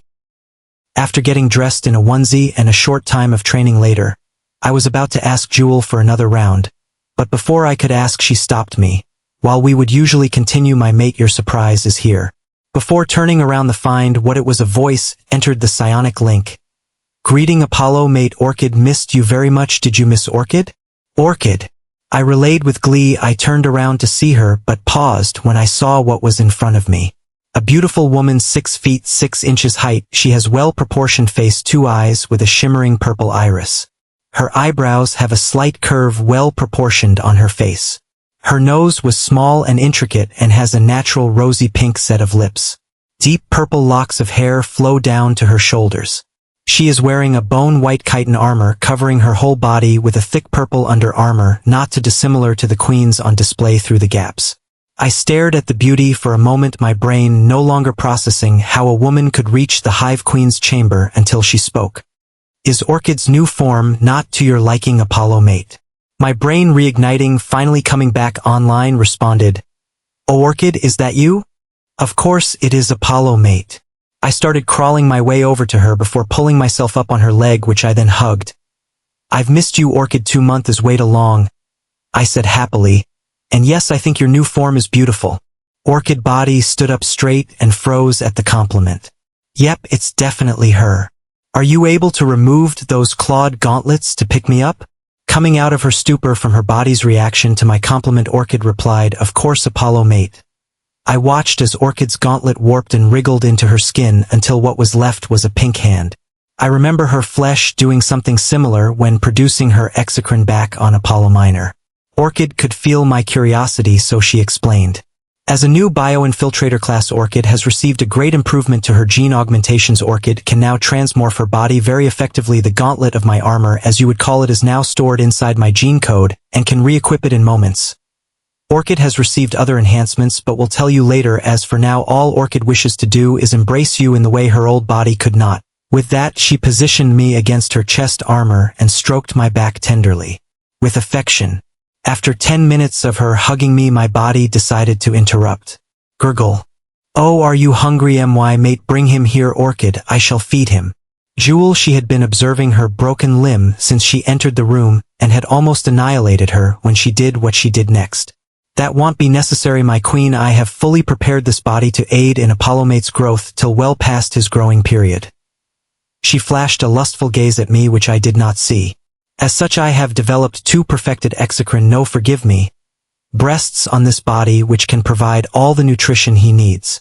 As she said this, the chitin plate on her chest melded back into her body, and my face was now nuzzled next to something soft. Looking over a pair of D-sized breasts with delicate dull pink nipples sitting invitingly on the tips. Fine, you may feed him this time, but I am next, Orchid, the queen relayed, her giant faceplate staring through the former freethinker. That is most acceptable, my queen, my thanks to you. Ignoring the bickering at the back of my link, I was given the green light to drink. I didn't currently see what I was doing as anything lewd, as I truly just needed to eat, but what Orchid did as I started suckling changed that somewhat. Mha! A sweet moan came out of Orchid's mouth for the first time instead of the link. She must be tender as it's a new body, is what I told myself in order to carry on. Orchid realized what she did, covered her mouth to stifle from any more moans. Not because she was embarrassed, no. She was glad her mate was making her feel new pleasure. She covered her mouth because of the concentrated psionic might the queen was angrily radiating at her. I would crush that stupid limb into a mound of biomass and burn it away, never to re-enter the hive. But my mate cares for it greatly. My body should have been the first to experience pleasure from mate. Grah. That's it, I need to redouble my efforts into creating my new body Oswell. But I just cannot find the right biomass that is able to hold my psionic might. I may have to attack those vile biomassless robots in order to understand their computing power. It may just help. Unaware of Jewel's current anger, I finished having my meal and relayed to the heavy-breathing Orchid. Your taste changed a little, but it was still very nice. However, even though I'm glad you're back, I cannot stop my training if I want to get stronger. But feel free to take your old role of carrying me around whilst I'm doing so if you like. Orchid would enjoy that very much. That. In fact, it will be easier than before, as even though I'm now much smaller, the biomass used to create me is much higher quality. I'm as strong as 3 orchids now. Orchid boasted, her chest jiggling as she took a victorious stance. Once I was done and Orchid brought me back in front of the queen, I relayed to her, thank you, Jewel, truly this reunion is just the best. Orchid was the one who got me here after all, and without her I could have never made it back here to home. Hearing me call her world home made Jewel's anger melt away along with her heart. She extended a psionic tendril and caressed my face with it. Of course, my mate, as we have stated many times, the hive will do its all to make you happy. After the heartfelt moment, I resumed training. Even now tensed, my mind defense can only last 2 seconds at most against the queen's attack. She's using a minuscule amount of power even compared to the psionic agitator, but the purity was much stronger, leading to more damaging effects. A few hours later, I was exhausted. Super nutritional food breaks could only do so much before my mind felt like its headache had a headache and had to lay down. Orchid carried me from my training area to my bed before climbing in and laying down with me still in her arms. Orchid, what are you doing? Jewel asked in veiled anger. Melding her armor into her body and now fully naked? Was she considered naked as a bug? Relayed, Orchid informed you earlier, my queen Orchid has made herself fully prepared her body to serve our mate in all circumstances. To aid in sleep, Orchid is now able to radiate her body temperature to warm or cool our mate as he sleeps. Jewel anger once again subsided as she observed my tired face with its slight smile. She assumed I was smiling at the gesture, but no. I may still be a baby in body, but my mind very much isn't. I'm very much enjoying having my head next to some literally perfectly crafted boobs as I sleep. Springing into action, the bed bugs started to cover me. Now I was in a position to do so. Orchid was surprised for a second before understanding the new species before her. Like her, it was also made to aid me, so she took no issue. Once I was nice and snug, I started to nod off before, so I tapped into the link once more and said, thank you for such a great day. It was a pleasure having both of you together. It's like my family was whole again after a couple months of separation. This caused both Orchid and Jewel to smile, but what I said unconsciously just before my link cut out made them both freeze up. My family. Love you, ZZZ. Those words, they have never heard them before, but they felt like they understood them, that their entire desire to mate with Apollo was because of those words. The very fact he said those words to them caused the whole hive to once again release pheromones, and it caused Orchid, who no longer had the glands required for them, to breath heavy and a wetness to form in between her new legs where her newly designed reproductive organ was.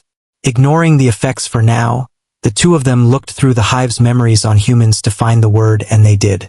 It's what human mates say to each other when they have intense affection for each other. Orchid's eyes became wide and frenzied at the discovery the queen would show similar characteristics if she had eyes. They knew now that the feelings they had for Apollo was love, not just a desire to mate, and would do everything in their power to make sure that Apollo would feel their love. I let out a slight shudder in my dream as I unconsciously felt their explosive feeling before continuing my peaceful sleep. 5 years have passed since I arrived on this planet.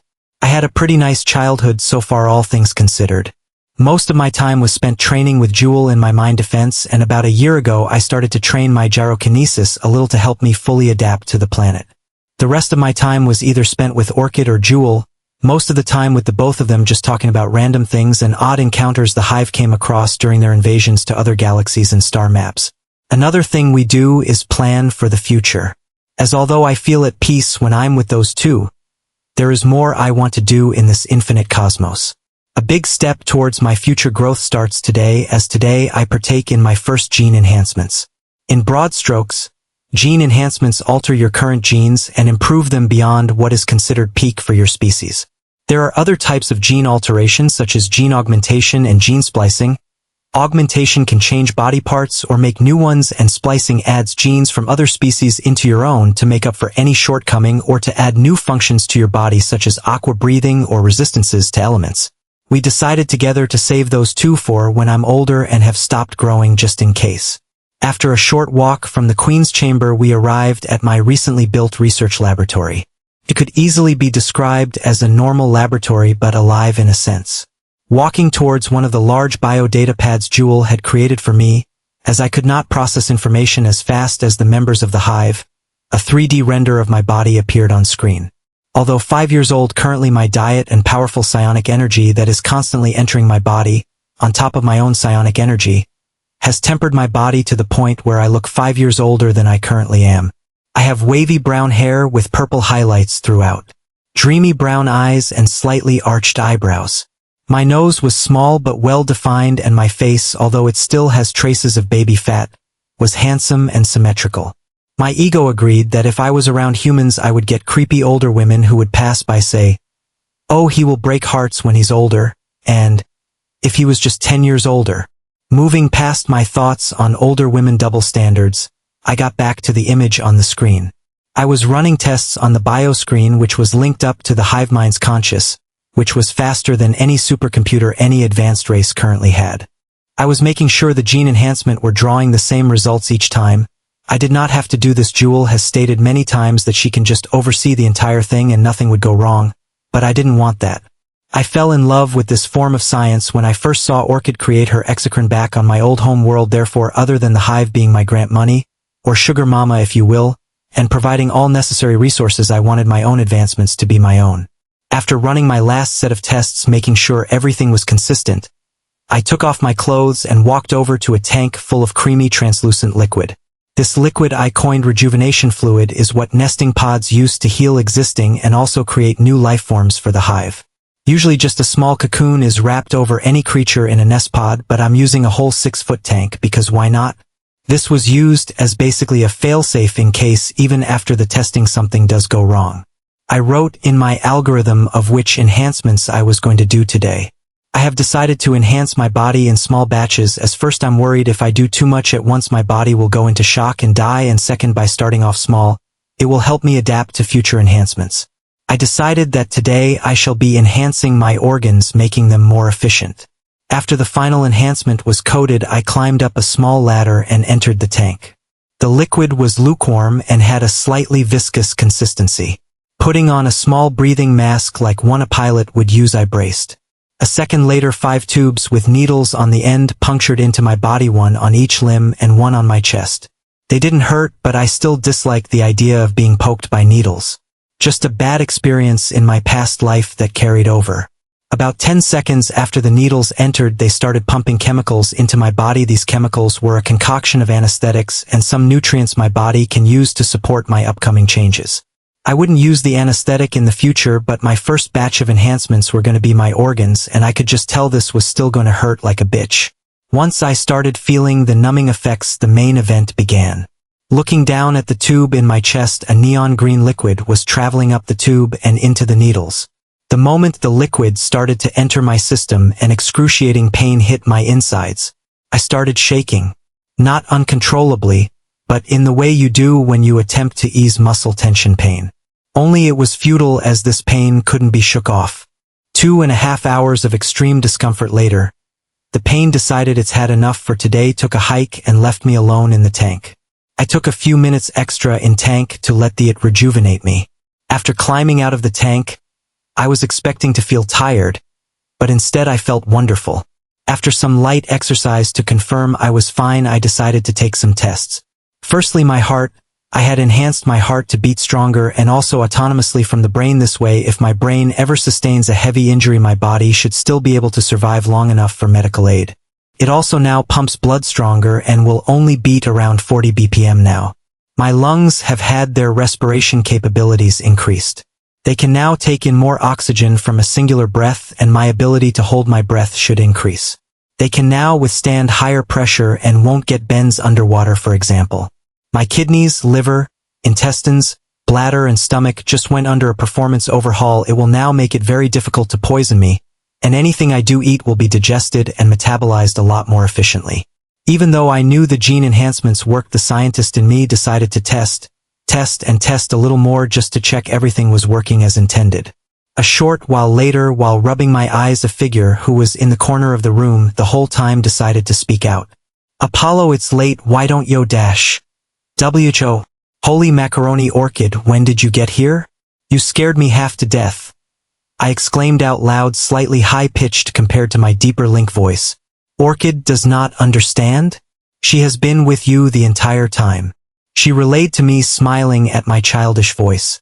My eyes opened wide. Now I remember walking here with her. I was just so engrossed in my research I totally forgot about her existence. "Sorry, my Orchid. I should not have forgot about you. I just got so lost in my work and the success of the results you slipped my mind," I said, looking up in the air and scratching the back of my head. "No need for apologies, Apollo," she said normally before another tone popped in. "Watching mate work so hard stirred up something in Orchid's reproductive organs. Your eyes were so focused it made Orchid want to pounce on you right then and there."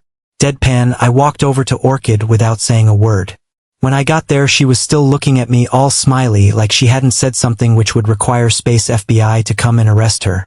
Once I was in front of her, I stated, "Kneel." She did so, and our eyes were now on the same level. "What is it, Apollo?" She cocked her head to the side. "Go get the stick," I stated. Her smiley face vanished, replaced with a veil of worry. What did you say, Apollo mate?" Nervousness relayed to me through the link.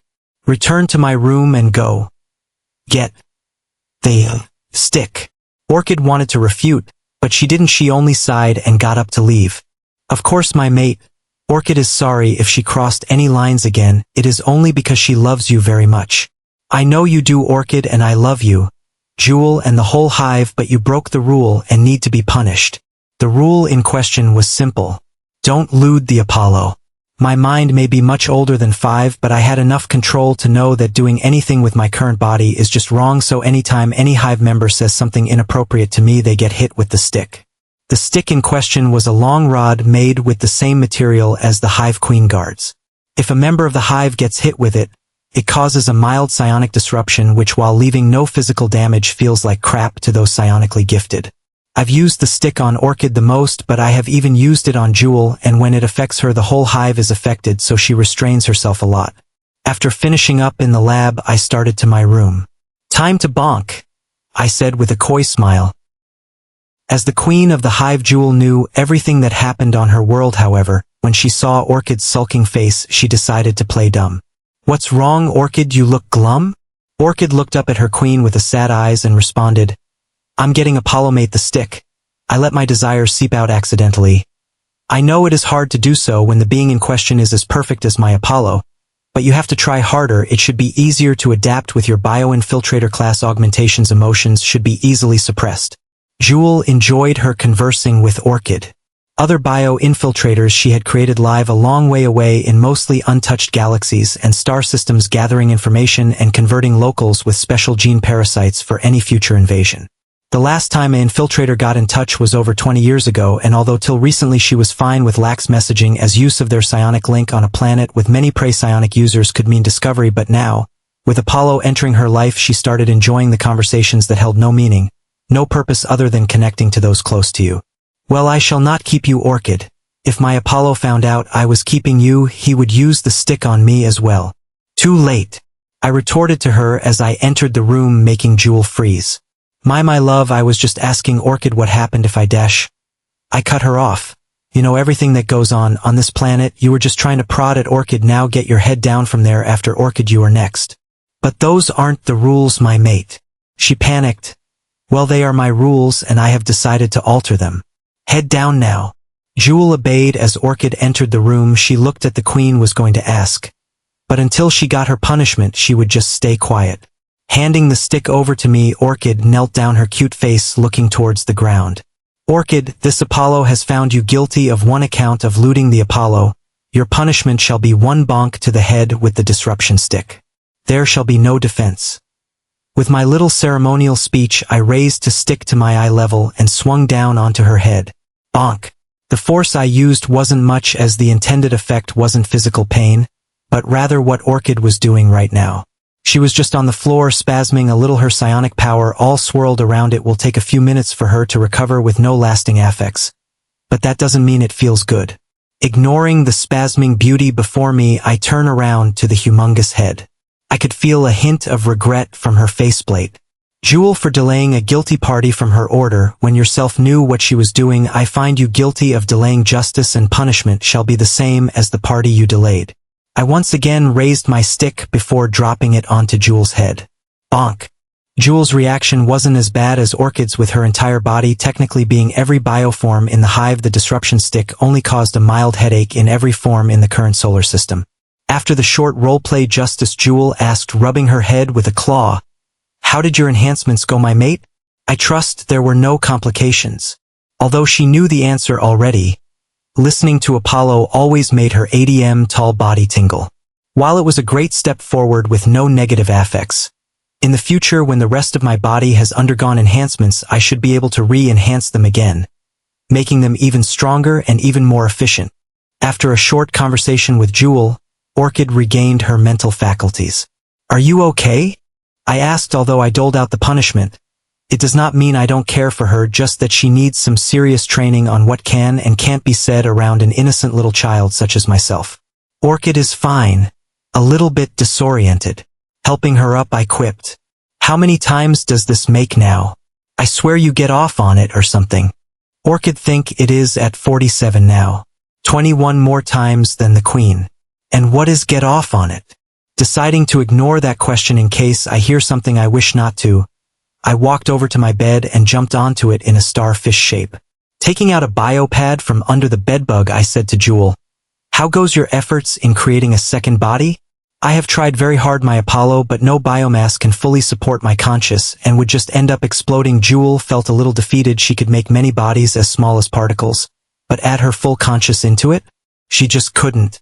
To pick up her spirits a little, she extended a transparent of energy towards me and picked me up in a tender embrace. I feel bad for Jewel. She cares for me so much but cannot really interact with me much except with these tendrils. These tendrils. Psionic energy made physical. An idea was brewing and Jewel could feel my thoughts in flux. She was going to ask to sate her curiosity, but like Orchid, she very much enjoyed watching me work. Well, they are technically still the same being, but oh well. Once a small idea came to my mind, I asked Jewel, "Does your body have to be fully material?" "What do you mean, my Apollo?" she asked.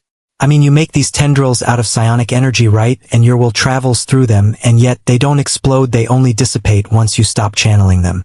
What if you can make this energy fully tangible and then it would not dissipate afterwards?" Jewel's supercomputer brain went into calculation mode. At my request, she placed me down while she did her calculations. One thing the hive mind truly lacks is outside-the-box thinking. They learn new tactics and strategies and new ways to make bioforms by consuming new species. Thinking of new ideas that could further evolve the species weren't required, as the method they have always used has devoured multiple galaxies, so clearly the need to think out the box was not required. But for their mate, they would definitely try. After being put back onto my bed, Orchid crawled up behind me and placed me between her legs. She was in her standard chitin form, no soft flesh was on display. Come tell Orchid what you are doing on the bioscreen, my love. The queen has gone into a deep concentration. She is still controlling the hive at large, but the grand majority of her thought power is going towards your incredibly complex suggestion. While I knew my idea was impossible for me to create, I'm just not talented enough. Yet, the fact that Jewel went basically into robot mode means while my idea is pretty far out there is a possibility it could work. Mixing flesh with psionic energy, if anyone could do it, it would be my big beautiful alien queen. That caused Jewel to stop for a second as my teasing sweet nothings got through to her. Stop, my love, I seriously need to focus, Jewel said, with a very seductive voice. I let out a small chuckle at the fact that worked. Although she currently is a 80m tall bug kaiju, I knew that I loved her just as I knew I loved Orchid when she was still in her old body. I just refrained from acting too much on these emotions till I was older to avoid complications. Bringing my thoughts back to Orchid's question. Some of the other better-behaved freethinkers have given me access to their memories of assaults I teased. I'm learning their thought patterns and how they attacked. I'm also looking at how the defenders reacted and try and determine if they could have done something different that may have resulted in our defeat instead of victory. Orchid had a miffed expression on her face when I mentioned better freethinkers, but when I said our victory unconsciously, she beamed a dazzling smile. Not that I could see with my face staring at the pad. And what have you discovered, Apollomate? She started caressing my face with her gauntlet hand. Ignoring it, I replied, well, this freethinker built up an underground force from a previously failed attack on this jungle outpost from local biomass. The first thing I would have done as the defender is destroy all jungle in a significant vicinity. Even if they thought they drove back our forces a few weeks ago, they should not have stopped their fortifications. The yellow bellies had it coming.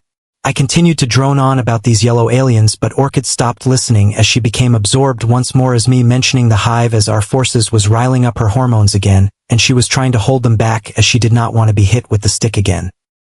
Another year has passed and my gene enhancement were going well. I had decided to pace them out slowly as there was no rush to do so. I have no enemies or dire circumstances, so the cautious scientist in me always tested my enhancements many times to make sure they were beyond what I consider perfect. Almost every part of my body has been enhanced. My blood now clotted much quicker when exposed to air in case of injury. Injuries themselves have an increased healing factor. My bones, which were already strong compared to humans due to the gravity of the planet and my gyrokinesis, became stronger, able to take a lot more strain, and my muscles, although not that defined yet as I was only 6, were stronger per pound compared to healthy human 15-year-old. The only thing I have not enhanced is my brain. Orchid said to me that due to my powerful psionic power, my mind was always altering my brain, and any enhancements I made to it could be seen as an attack and have dire consequences. Jewel is still in autopilot mode. Apparently my remark about mixing psionic and matter is feasible to her and is pretty much overclocking her hive brain, which, considering that again her brain's capacity is essentially as far as hive can get, and that is pretty big, and it's still taking this long, shows how hard it must be. Over the past year, my fascination with watching hive attacks on the biopad has drastically increased when I'm not training my mind with another psionic agitator. As Jewel is currently indisposed, I'm learning all sorts of battle strategies and tactics, offensive and defensive, both from the memories. Even though the hive can take over whole planets with swarm tactics, I'd wager if I was on the front lines with them and had a small elite contingent that I personally controlled, I would be able to take out strong resistances fast and allow the rest of the hive an easier time overall in that area. But as I currently am right now, I'd probably die the second I stepped foot on a battlefield. Sure, like I said, my tactical know-how is growing by the day, but my actual combat experience, zilch. However, that was going to change very soon. For you see, while I have been engrossed in overall war tactics, Orchids has been learning everything she can about bipedal combat. Since she can think around 20x faster than I can when she is linked to the hive, she's been conversing with other freethinkers, telling them to retain certain surface memories from their prey about how to better fight. Speaking of the 6'6" Butte, I was so engrossed in my biopad time I had not realized she had made me the little spoon on my bed. Orchid, why have you wrapped yourself around me? Letting out a small giggle before relaying through the link. Orchid has been here for 20 minutes. Dear Apollo, Orchid was going to tell you something, but you were in analysis frenzy and Orchid was enjoying watching. Intrigued by her words, I followed up, oh? What is it my hug bug wishes to tell me? I made a mistake. Orchid's grip on me tightened. Nothing, Apollo mate, your hug bug is here to do its job. Orchid wasted. Not in her eyes. Another 2 hours not letting me go before she finally decided to tell me what she was going to after I pleaded for the 20th time. You asked Orchid to let you know when she is ready to teach biped combat. Orchid is now ready to do so. I let out a small smile at this. Finally. So can we start now or are going to continue to suffocate me? I was overly excited. Sometimes the hormones in my kid body really do make me act like one. It's involuntary. I think. Not now, Apollo mate, you should get some rest. You know you can stay up longer now due to your enhancements, but you are still growing and need sleep. Sighing but without fuss, I went to sleep. It took longer than usual as I was excited, but I at some point drifted off. When I awoke, Orchid was still grappling me. It took 10 minutes to get her off me, and although I was excited about my combat training, I still trained for 2 hours with a psionic agitator to bolster my mind defenses before my training with Orchid. Walking back to my room, as the agitator can't get past the Queen Guard, I notice Orchid waiting for me. In each hand she is wielding 2 white swords. They are both serrated towards the bottom half and the top half is sharp with a slight curve. All in all, those blades can mess someone up. Nice swords, Orchid. They remind me of your old scythes. I commented, yes Apollo mate, that is what Orchid was going for. Although this new body is one I cherish dearly, a reminder of what I once was is nice. Nodding my head in agreement, I understood where she came from. I used to have an old body. Now if I could remember anything about it, I would try to draw some inspiration from it. Like a homage to who I once was.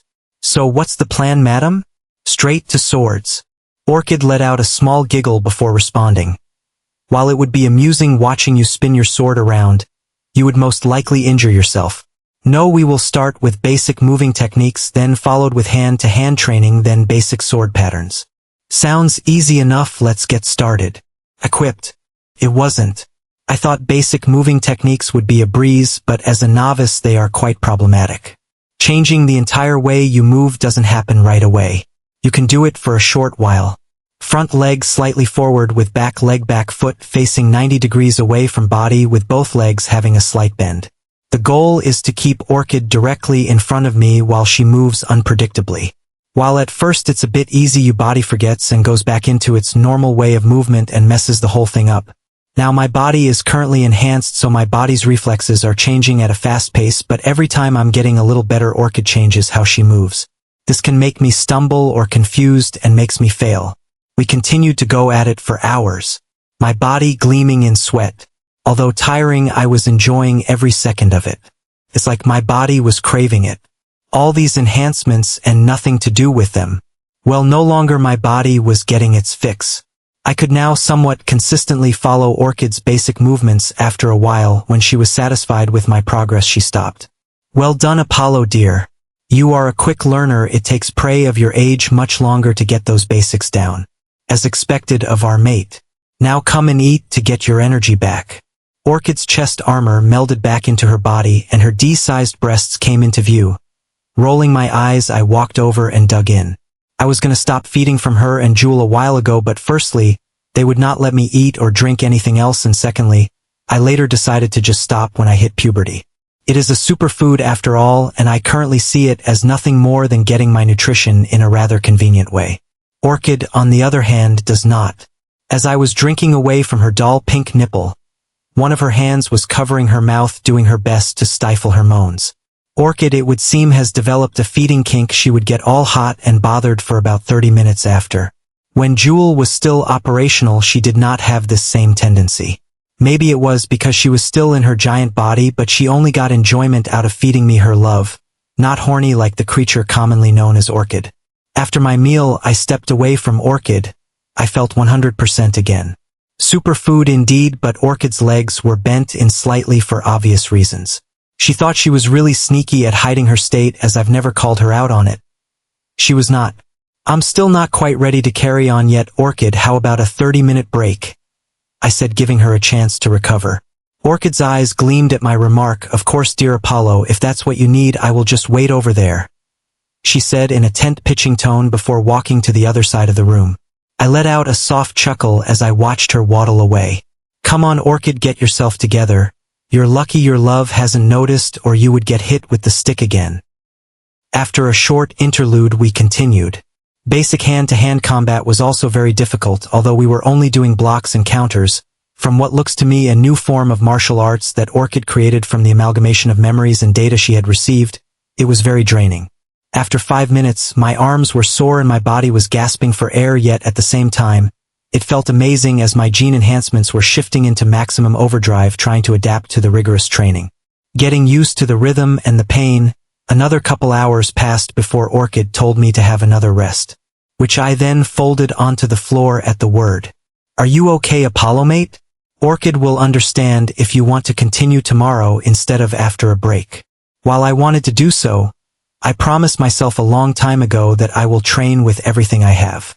A little pain and sweat are no problem, some rest and my enhanced body can't handle.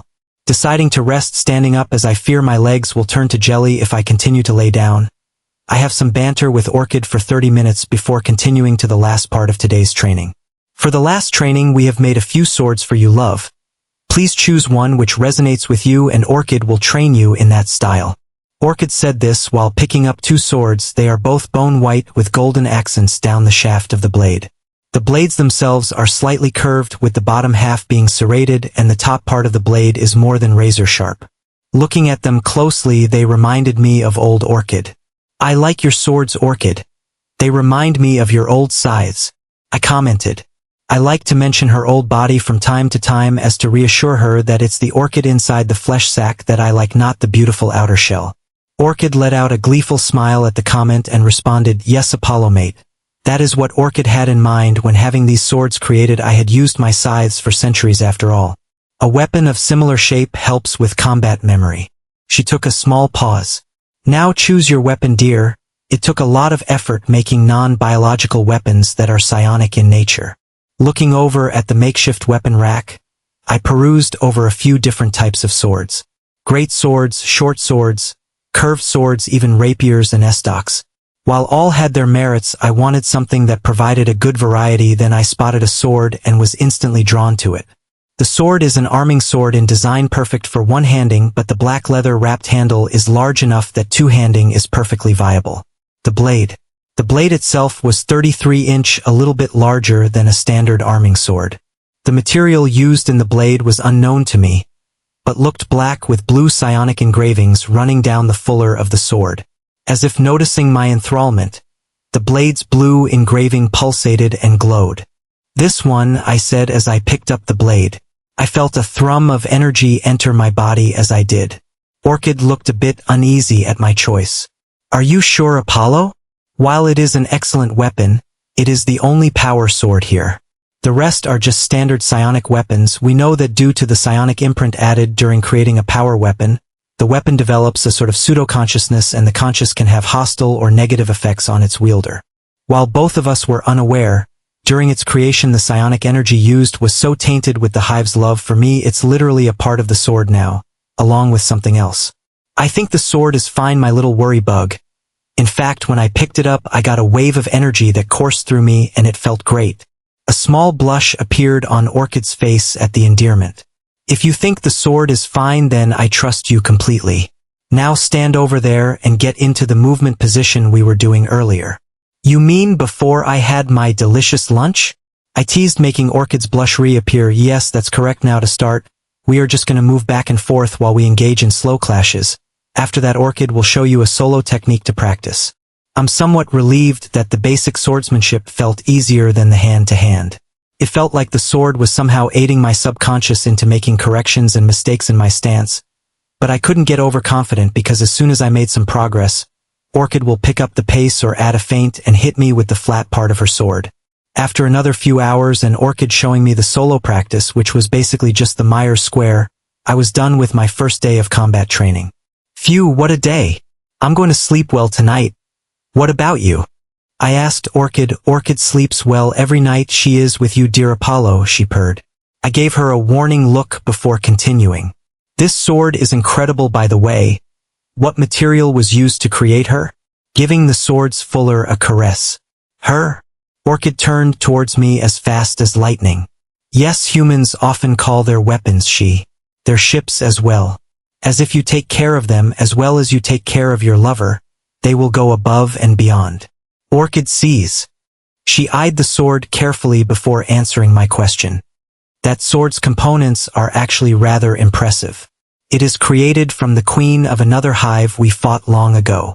Our queen decided to leave her biomass in reserve just in case her psionic imprint reserves were powerful enough to overtake the bioforms that she would have created. I was shocked at the revelation the hive had fought another hive before and won. Goodness gracious, imagine the amounts of bodies and death two hive species could throw at one another. It would make the casualties they've inflicted on other species look minuscule. How long ago was this war of the two hives? As I shall now call it. Oh, long before Orchid was made, it was when we were just leaving our star system through the psionic tendrils for the first time. That was at least 750,000 years ago. By all that is psionic, that's a long-ass time ago. And you're saying my sword's materials is that old? Wow. Well then looks like I've gotten myself a little relic, I said, rubbing my sword's blue engravings. They hummed at that comment. Placing my sword back onto the rack, I walked back from my personal room into the main room in front of Jewel with Orchid. As soon as I was in sight of my bed, something strange happened. Two of the 20-meter-tall hive guards turned to look at me. This is the first time since I arrived here that they had moved. UNAUTHORISED. PREPREFORDSTRUCTION. The mere words that they said through the link had made me throw up and could no longer move. I got out easier of the two as Orchid was on the floor convulsing. Clearly these anti-psionic beings are way above our pay grade. Just as they were about to advance towards us and deliver their destruction, Jewel, noticing the guard's movement, came back online. Stand down and resume Posidon. There is no threat, and never attack my mate's mind again, or I shall destroy your biomass in such a way that it never would have existed to begin with. Jewel's scream echoed through the collective link. If I had not been training for the last 5 years, my brain would defiantly be oozing out of my ears right now. It was nowhere near as bad as the Queen Guard's attack, as that was a warning and was made of anti-psionic energy, but was still very powerful for just words. Jewel extended 2 tendrils to myself and to Orchid to heal the damage caused by the anti-psionic energy. I was fine after 2 minutes, but Orchid took half an hour to heal. I was so worried I held her hand the entire time. When she finally came to, I sighed before yelling, not at Jewel, but rather to her. What the hell was that? The guards just attacked us out of nowhere. Jewel let out a sigh through the link before she replied, my love, you and Orchid were caught in the crossfire, so to speak. You were not the target. The parasite I thought I killed behind you is what they were attacking. Huh? I turned around and what stood, or rather floated behind me, was my sword. It seems like my old rival is more tenacious than I expected. Jewel relayed out, causing my sword to shake in the air. I could not process what was going on. All I could think was, my head hurts, before deciding to pass out. I awoke some time later. The first thing I noticed on awakening was that Orchid was not enveloped around me like usual. This would be the first time in around 6 years, so I was a tad bit worried. Looking around the room, I noticed why. Orchid was standing between my floating sword and myself. She looked on guard, and I could understand why. The queen of another hive has survived being turned into biomass, survived over 750,000 years in that state, and to top it all off, survived being created into a weapon. They say bugs can survive nuclear fallout, but this is like 100 times more impressive. Looking up to Jewel, I say, so what's the plan? Is my sword going to be destroyed? And how in all that is psionic did the other queen survive like this? That is a good few questions, my Apollo. From my past memories against my rival, it had a special psionic power which allowed her body to fully take over another of bioforms instantly.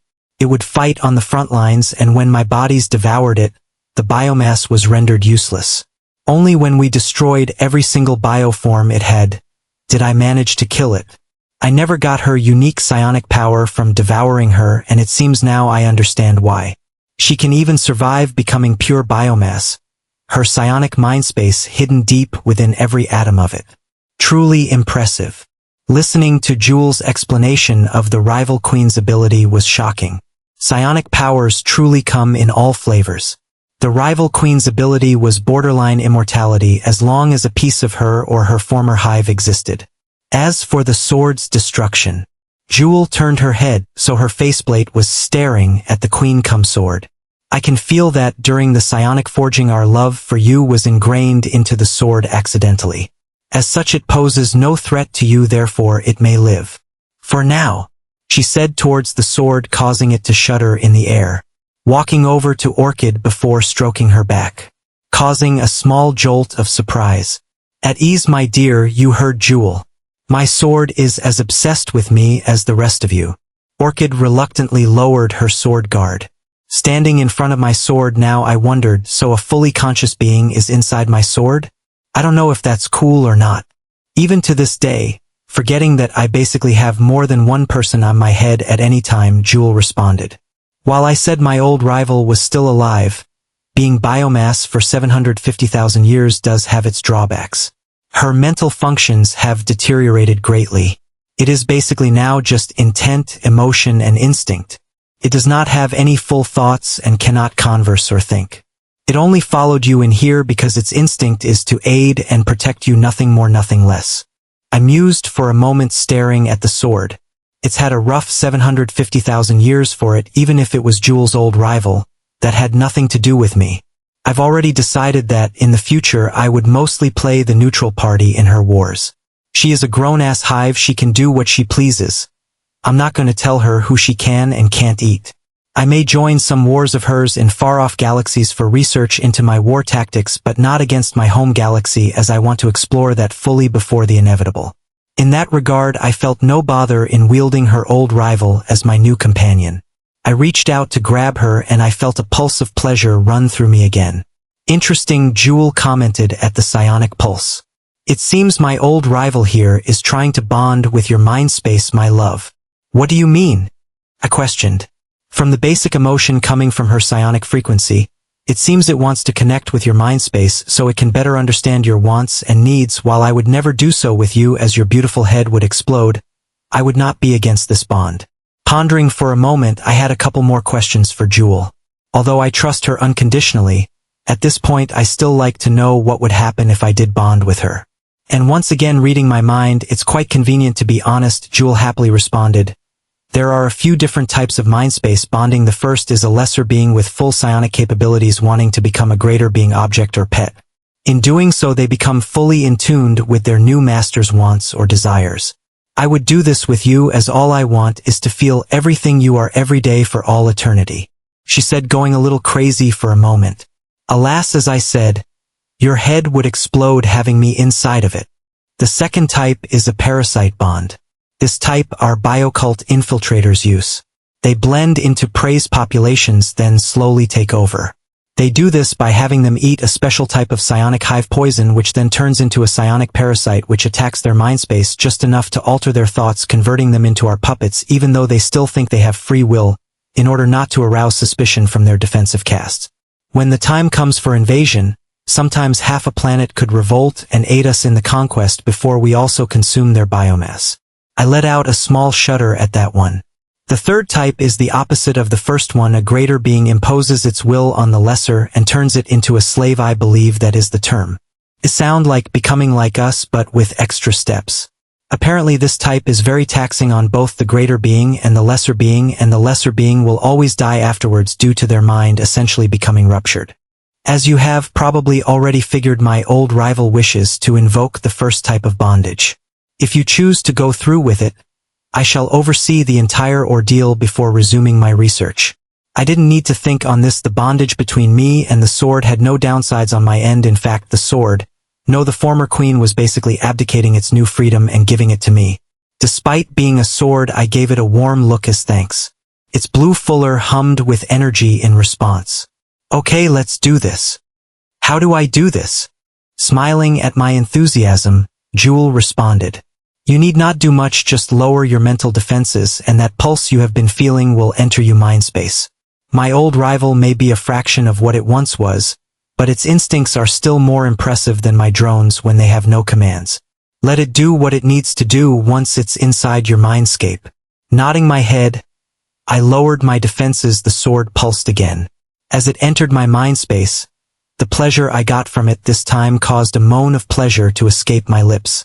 The creature commonly known as Orchid grew flushed at the involuntary act. Jewel was faring better.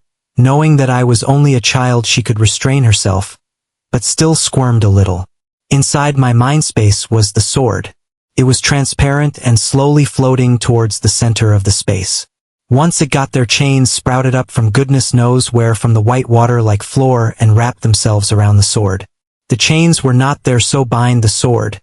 It was more to anchor it into my mind. I could tell whatever was happening was working as the sword was becoming more corporeal until it was fully so. Once the sword was fully present in my mind, I could feel it out of my mind as well, like a sort of link. I thought that everything was done and dandy, but then a huge shadow permeated from behind the sword. It was 50 meters tall. It had 3 spiked legs, a large chitinous thorax, and a large bulbous head with 2 compound eyes and large pincers. It would have looked as imposing as Jewel if it was not riddled full of holes. In fact, there was more hole than shadow. It loomed for a second before dissipating back into the sword. Looking around my mind space for a second to see if anything was wrong, I sighed in relief when everything looked in order. Before I left, I looked just outside my mind space to what Jewel called psionic plane and saw something so terrifying. A being with uncountable eyes with an unmeasurable body was looming over me. I didn't even think and just activated my defense before the creature turned into Jewel's standard 80m tall body. I had never seen her psionic might without my defenses up. Even in training, it's only ever been cracked. I forgot how scary strong the Hive actually is. I muttered before leaving my mind space. Around 5 years has passed since I bonded with my sword. I decided to name her Zircon after the beautiful blue psionic energy she hums out. I was currently dueling Orchid. We had made it a daily thing about 2 years ago after I had mastered basic training. Not that training can ever be mastered. Noticing my current nostalgia, Orchid took advantage of my mistake and kicked me across the room. I landed face first into the wall and broke my nose. Son of a dash, snapping it back into place. Orchid walked over and said, "Are you okay, dear? It's not like you to get distracted and leave such an easy opening during a spar." "Yeah, I'm fine. I just started feeling a bit nostalgic for some reason. I don't know what came over me. We decided to end sparring early today to lounge and practice some psionic abilities." A few hours later, Orchid turned to me and said, "Are you hungry at all, dear?" I flinched at those words as I was going to discuss changes with my current diet with her. I was going to turn 12 in a couple of days. That's too old to still be fed the way I am. On top of the fact that I started puberty early last year and was already 5 feet 8, it had to stop. Orchid, a long time ago I asked you and Jewel to stop feeding me the way you do. Now that my 12th year is coming up, I promised myself I would stop feeding from you as I am no longer a child. Orchid paused at me for a while before water started to secrete from her eyes. She tried to wipe it away, but more kept coming. She didn't know why her eyes were leaking as they have never done before, but she was feeling sad. This was all she knew. Her love no longer wanted her sustenance. She understood why. The Hive had eaten enough prey species to know that most don't feed their spawn from themselves for as long as she had fed her mate. But she still felt this sadness as she knew she could not convince him as she had done last time to continue, and burst into tears. I did nothing but hold her in my embrace at the sight of her crying. It hurt me deeply that she was as I had never seen her do it before. But I'm not going to attempt to fix it. She just needs to process her emotions. All I can do is hold her and support her. 20 minutes of sniffling later, Orchid stammered out. "Oh, Orchid is very sorry for the outburst she has just went through. Dear Apollo, I hope you can forgive me." With that, I hugged her tighter. "Don't be silly, my love. There's nothing to forgive." Deciding to do something I was not planning on doing for a few more years, I grabbed Orchid's chin gently. "Look here," and planted a tender kiss on her rosy pink lips. There was no lust clouding the emotions of the kiss, just pure feelings of love, care, and understanding. After parting, Orchid just stared at me, a while, eyes bulging with a flurry of emotions. She understood what a kiss was, and she understood why it felt so amazing. She felt many amazing emotions, so many that if one in particular didn't hold her back, she would attack her mate there and then. But that one emotion was dread. Not dread at her love. Goodness no, she felt like 200 orchids right now. Dread at the notion that she broke her promise to the queen. She was given clear instructions that the queen was to be the first to receive Apollo's affections once she had her new body. She was afraid of the queen's reaction to the knowledge that Orchid got her mate's first affection over her. Noticing that Orchid's eyes were bulging still, I quipped, "I had a feeling the kiss was going to be good, but not that good." Huh? Realizing she had just been staring at her mate, she brushed off the dread she was feeling and hugged my gene-enhanced body to the point my bones almost broke. She exclaimed, "The kiss was wonderful, dear. I want to do it 10,000 more times. It felt so good." Catching herself before falling too far down the prey hole, she said, "But you said you wish to change what you eat." "No problem, Orchid. We'll find a solution." A few hours later, I was sprawled out on my back with my bed bug acting as a pillow. I was watching an ongoing invasion on my biopad through a psionic agitator's relapse. It was around 12 seconds behind the actual battle itself, but I was trying to give my own advice to it. Apparently the battle for this planet has been going on for 6 months. The defenders are the same yellow aliens I usually watch, the Kermints in their language.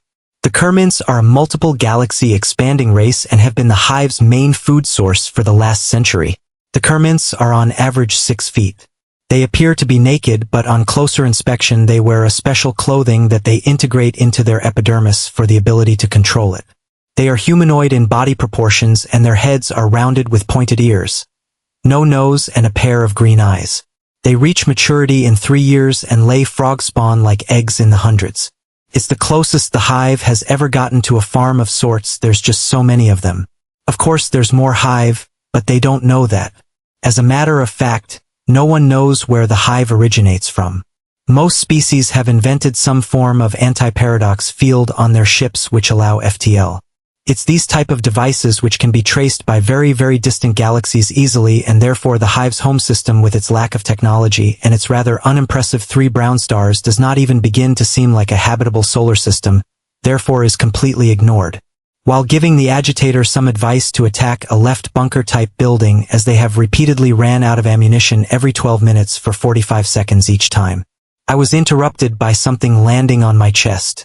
Looking away from the pad, before me was a block of meat.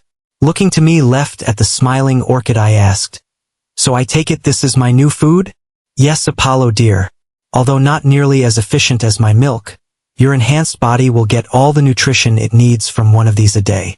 Not bad." I thought she would try to stall a little bit, but it seems she is okay with my separation from her bosom. I went to take a bite, but before I did I decided to ask her, "This doesn't contain anything I would consider a sentient race, right? I may be okay with you lot munching down on any Jim or Jane, but I do not fancy myself a cannibal." Orchid looked away for a moment before taking the meat block back.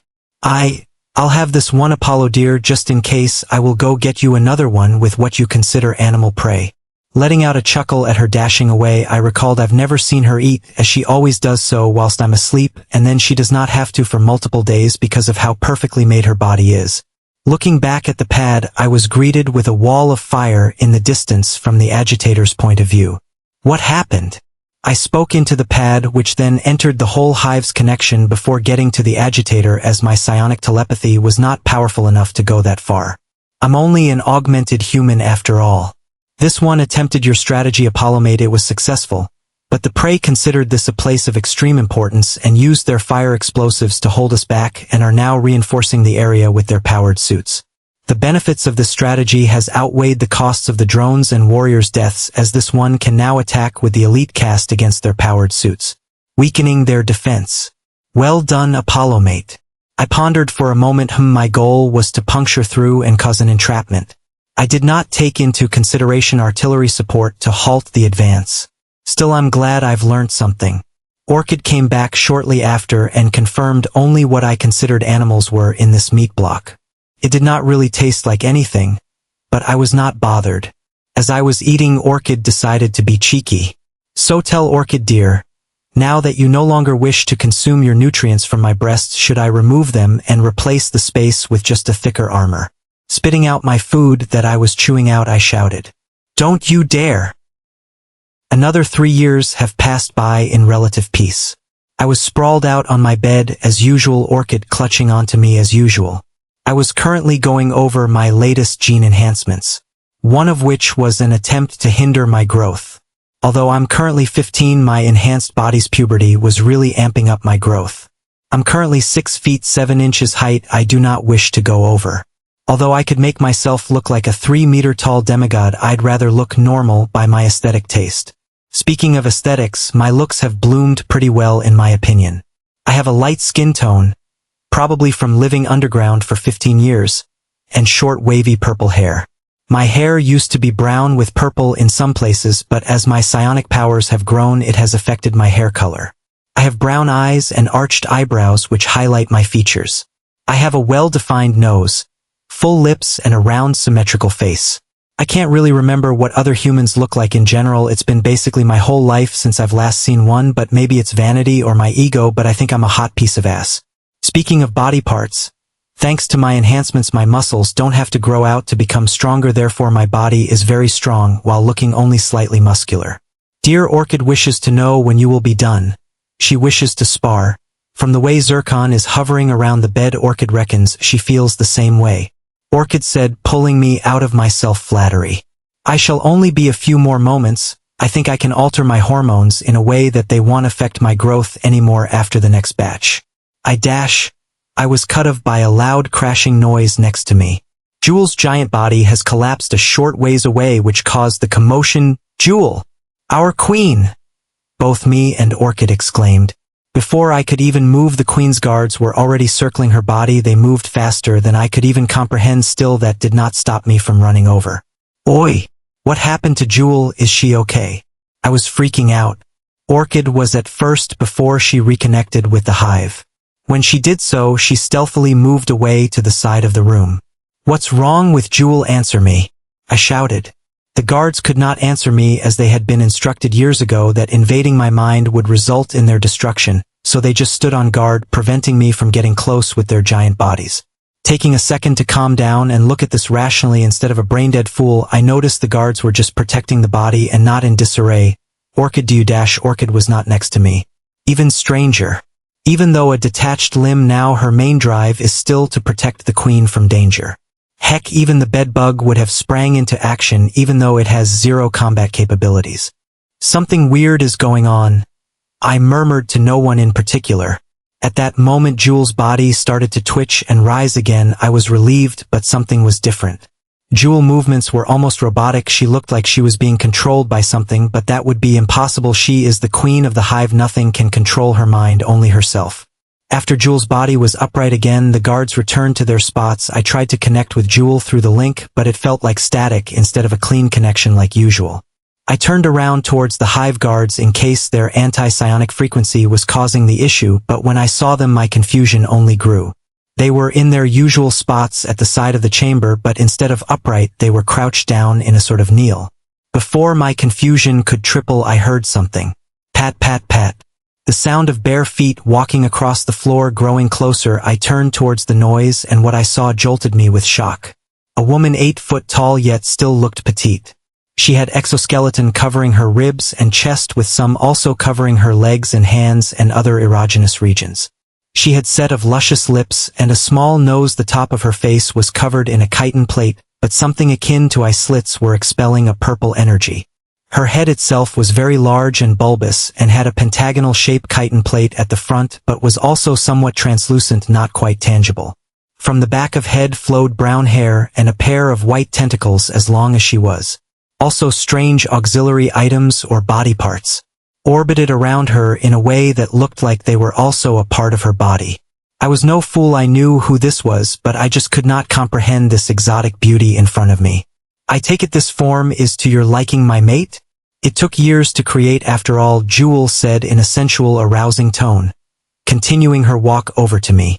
Shutting my flytrap, I took Jewel's delicate hand as she reached me and said, "You scared me, Jewel. I thought something happened to you." With my other hand, I caressed her face, and of course I like it. I fell in love with you when you were that colossus behind me. What you look like now means nothing. Letting out a sly smirk, I also commented, pulling her down to my eye level. That being said, the ethereal beauty you are exuding right now is breathtaking. With that said, I decided to take Jewel's breath as well by stealing a passionate kiss from her as well. As our tongues clashed in rigorous combat, behind me Jewel's old body was releasing that sweet pheromone. In fact, I was getting the whole hive hot and bothered once again, causing confusion on the war fronts yet again. After our short engagement, declaring myself the winner, I pulled back and glared into the sockets that were expelling psionic energy. They were expelling a purple energy before, now however, they were expelling an energetic pink. I felt a mild sense of danger from the color for some unknown reason, so I decided to shift the conversation. Tell me, my love, now that you have this body, what will happen with your old one? Orchid used hers as a catalyst to create her new one, but you made yours from scratch. Fighting back her urges to mount her mate and produce offspring from now until eternity, Jewel focused and her energy went back to purple from that scary pink. When I'm not with you, my Apollo, I will switch bodies like so. The body I was holding went limp in my arms, and Jewel's old body lost that robotic feeling as she re-entered her body before continuing. I cannot place myself in both bodies as they both can contain my full power, and if I split myself between them, there is a chance a rogue mind can form, and that would be disastrous. From context, I could assume what a rogue mind was, so I just skimmed over it. So then explain to me how you made your new body. The doll in my arms twitched before animating back to life. It was kind of freaky and cool at the same time, if I was to be honest. Well, as you can see, my Apollo, the humanoid part of my body has been created to mate with you with full efficiency. As for my head, while the front is material. Here, feel the back. She grabbed my hand, urging me to feel the large bulbous sac behind her. I went to stroke it, but my hand went through. Memha, Jewel screamed, so I pulled my hand back. Are you okay, Jewel? I asked, hoping I had not hurt her. Jewel took a few seconds before responding, sorry darling, I had not foreseen that result. What I wanted to show you was that the brain of this body is purely made of the psionic energy of the hive and is in essence the hive link made visible. But when you brushed your incredible hands through it, you rubbed around 276 million of my bioforms minds, and it generated pure pleasure throughout all of the bodies, causing what you call orgasms to be achieved in many-fold. I see. I couldn't think of anything else to say. They're causing 276 million orgasms at once is pretty next level, and I was just trying to keep my ego in check. Unaware of my swelling ego, Jewel interrupted. Now I've been watching that traitorous freethinker keeping you all to yourself in that bed of yours for 15 years. It's my turn to lay with you as you rest now. Come. While I wasn't currently tired, I definitely wasn't going to say no to the new addition to my sleeping arrangement. My 16th year finally rolled around today, and for the first time since I arrived on this planet, I was getting ready to leave. I had decided that I was going to obtain some real combat experience instead of just looking through my biopad. I felt a flurry of emotions. Excitement and fear were the front runners, though. I was walking up to the surface with Orchid and Jewel. Jewel's humanoid body was allowed to leave her underground room/prison without the guards making a fuss, so she has decided to join the front in person for once and not just in mind.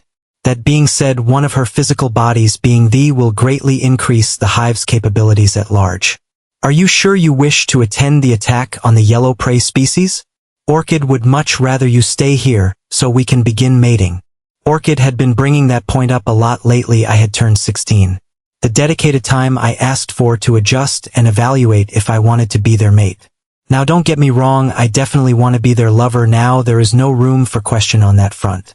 I would just rather it happen naturally instead of yes, I'm finally at the agreed age. Let's do the dance with no pants. As I'm not some horn dog who only thinks with his other head. Being a hypocrite, I grabbed Orchid's currently combat-plated covered posterior and said, while I am definitely on board with being your mate now, you have to control yourself. I may be old enough now, but I am still fully open to using the stick if you get out of line. Orchid looked downtrodden at that comment, so to cheer her up I continued. That being said, an old saying about us humans, how fighting gets us all hot and bothered after the fact, so who knows? After the fight I may get horny and have no choice but to have my way with you. After saying this, Jewel and Orchid looked at each other before Orchid yelled through the link. If that's the case, we should get right into the middle of the battle. That way you fight more, and your heat build up until you have no option but to impregnate us. Orchid's eyes were a bit jarring when she said this. Jewel behind me was radiating that pink energy again, but she is much better at handling her emotions. A few more minutes of idle chatter and we made it to the surface of the planet. The surface was a bit different than what I remembered. The sky was currently dim as the solar system's 3 brown stars were visible in the sky. The planet's surface was cold and my thermokinesis ability passively activated. The only reason why the hive was ever able to flourish on this planet was because of how hot the planet's core was. When a planet is 10x larger than Jupiter from my old life, it runs hot. Looking over at Jewel, I noticed she was looking around herself rather sillily, so I wrapped around behind her and asked, "What's up, dear?" Jewel flinched a little at being caught before she turned and looked down at me. "Oh, nothing, my Apollo. I was just realizing I have only ever seen my planet through my other bioforms, my other limbs, and never through my own senses. I was just feeling something I do not know how to explain." Pulling her down to my eye level, I gave her a short kiss full of love before relaying, "Then don't explain, just enjoy the moment." We stayed linked together for a short while just looking around. Orchid was pouting off to the side before deciding to help the drones load the ship instead of feeling jealous. After 20 minutes without moving, Jewel relayed to me, "I have a surprise for you, my love. Turn around." Deciding to simply follow instruction instead of asking rhetoric, I turned around and saw some bioforms. There were 22 in total. 20 of them were 3 meters tall and looked like standard warrior caste with extra thick chitin plate at the front. "New variant?" I said, cocking my neck Jewel's way. "Yes, dear, with you being on the assault, I wanted a way for you to be protected from the prey's ballistics before you can get close." On a link command, the 20 variants forms latched their thick plates together to form a very imposing curved wall. I look over to Jewel, who with a slight nod urges me to have a crack at it. Standing facing towards them, I calculate my trajectory before firing a psionic bullet. This was an ability I learned fairly easily. Most agitators use these as their main form of attack, aside from invading minds, as they are not made for close-range engagement like the rest of the hive. The more concentration you place into crafting the bullet, the harder and further it can fly. After gathering enough energy to pierce a standard warrior caste, I let fly my bullet and it hit one of the warriors square in the plate. The energy from the bullet spread out through the rest of the interwoven plates, massively mitigating the force behind my attack. Walking over to the one I shot at, I inspected the area.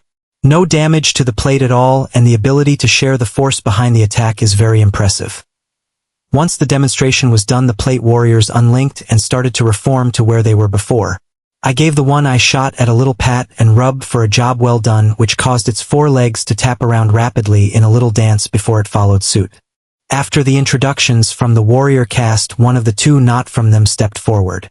The being in front of me was 5 meters tall like Orchid's old body, but instead of being a quadruped with sharp spikes on the ends, it has 2 digitigrade legs and clawed feet.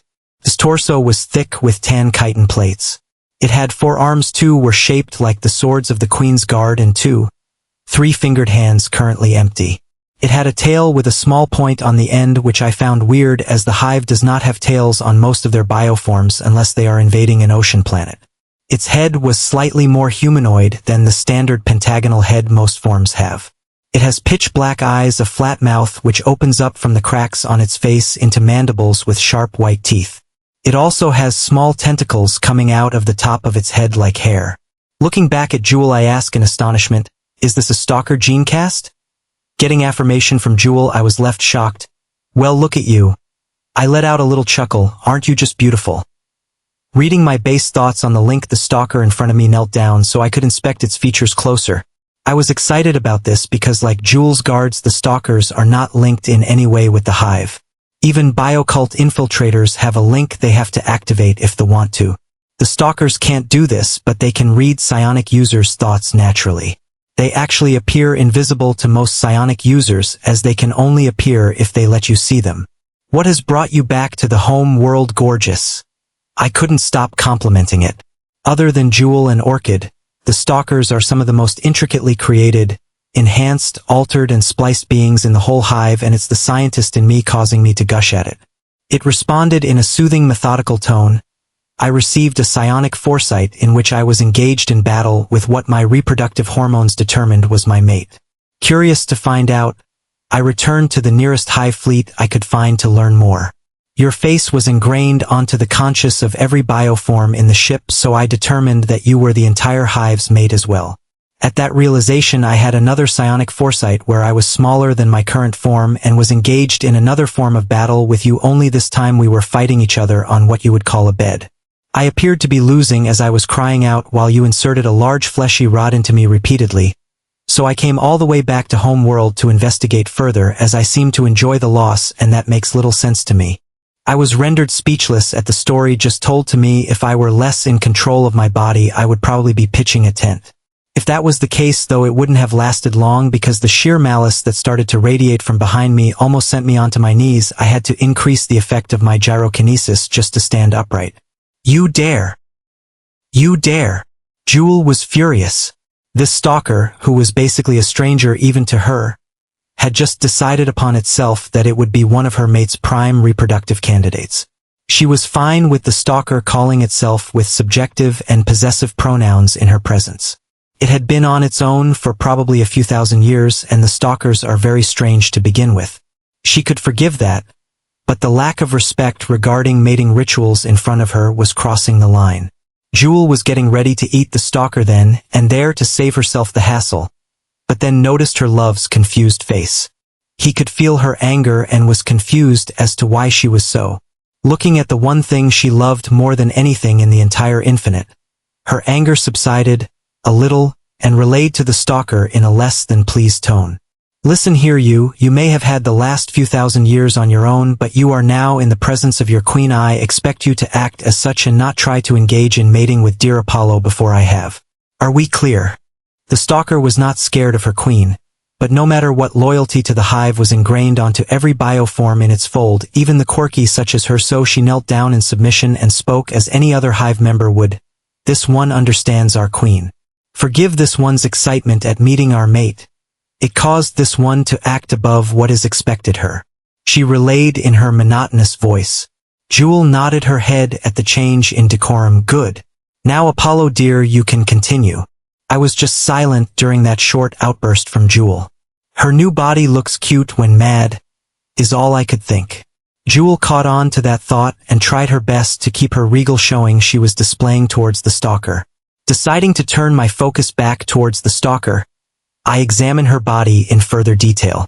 I am very impressed in her gene splicing and augmentations. She has gone through thousands of years of forced evolution to do her best at killing in her respective environments. As I was moving around her, I caressed her tail. I could feel segmentation inside of it, as if, no reading my thoughts, the stalker raised her tail and aimed it towards a nearby rock. The tip of her tail fired off with about 4 inches of spike behind it. I watched it puncture straight through the rock. Before looking at the end of her tail, I could see the tail expanding slightly and decided to grab it. As I was looking over end where the spike came out, I asked her, rhetoric.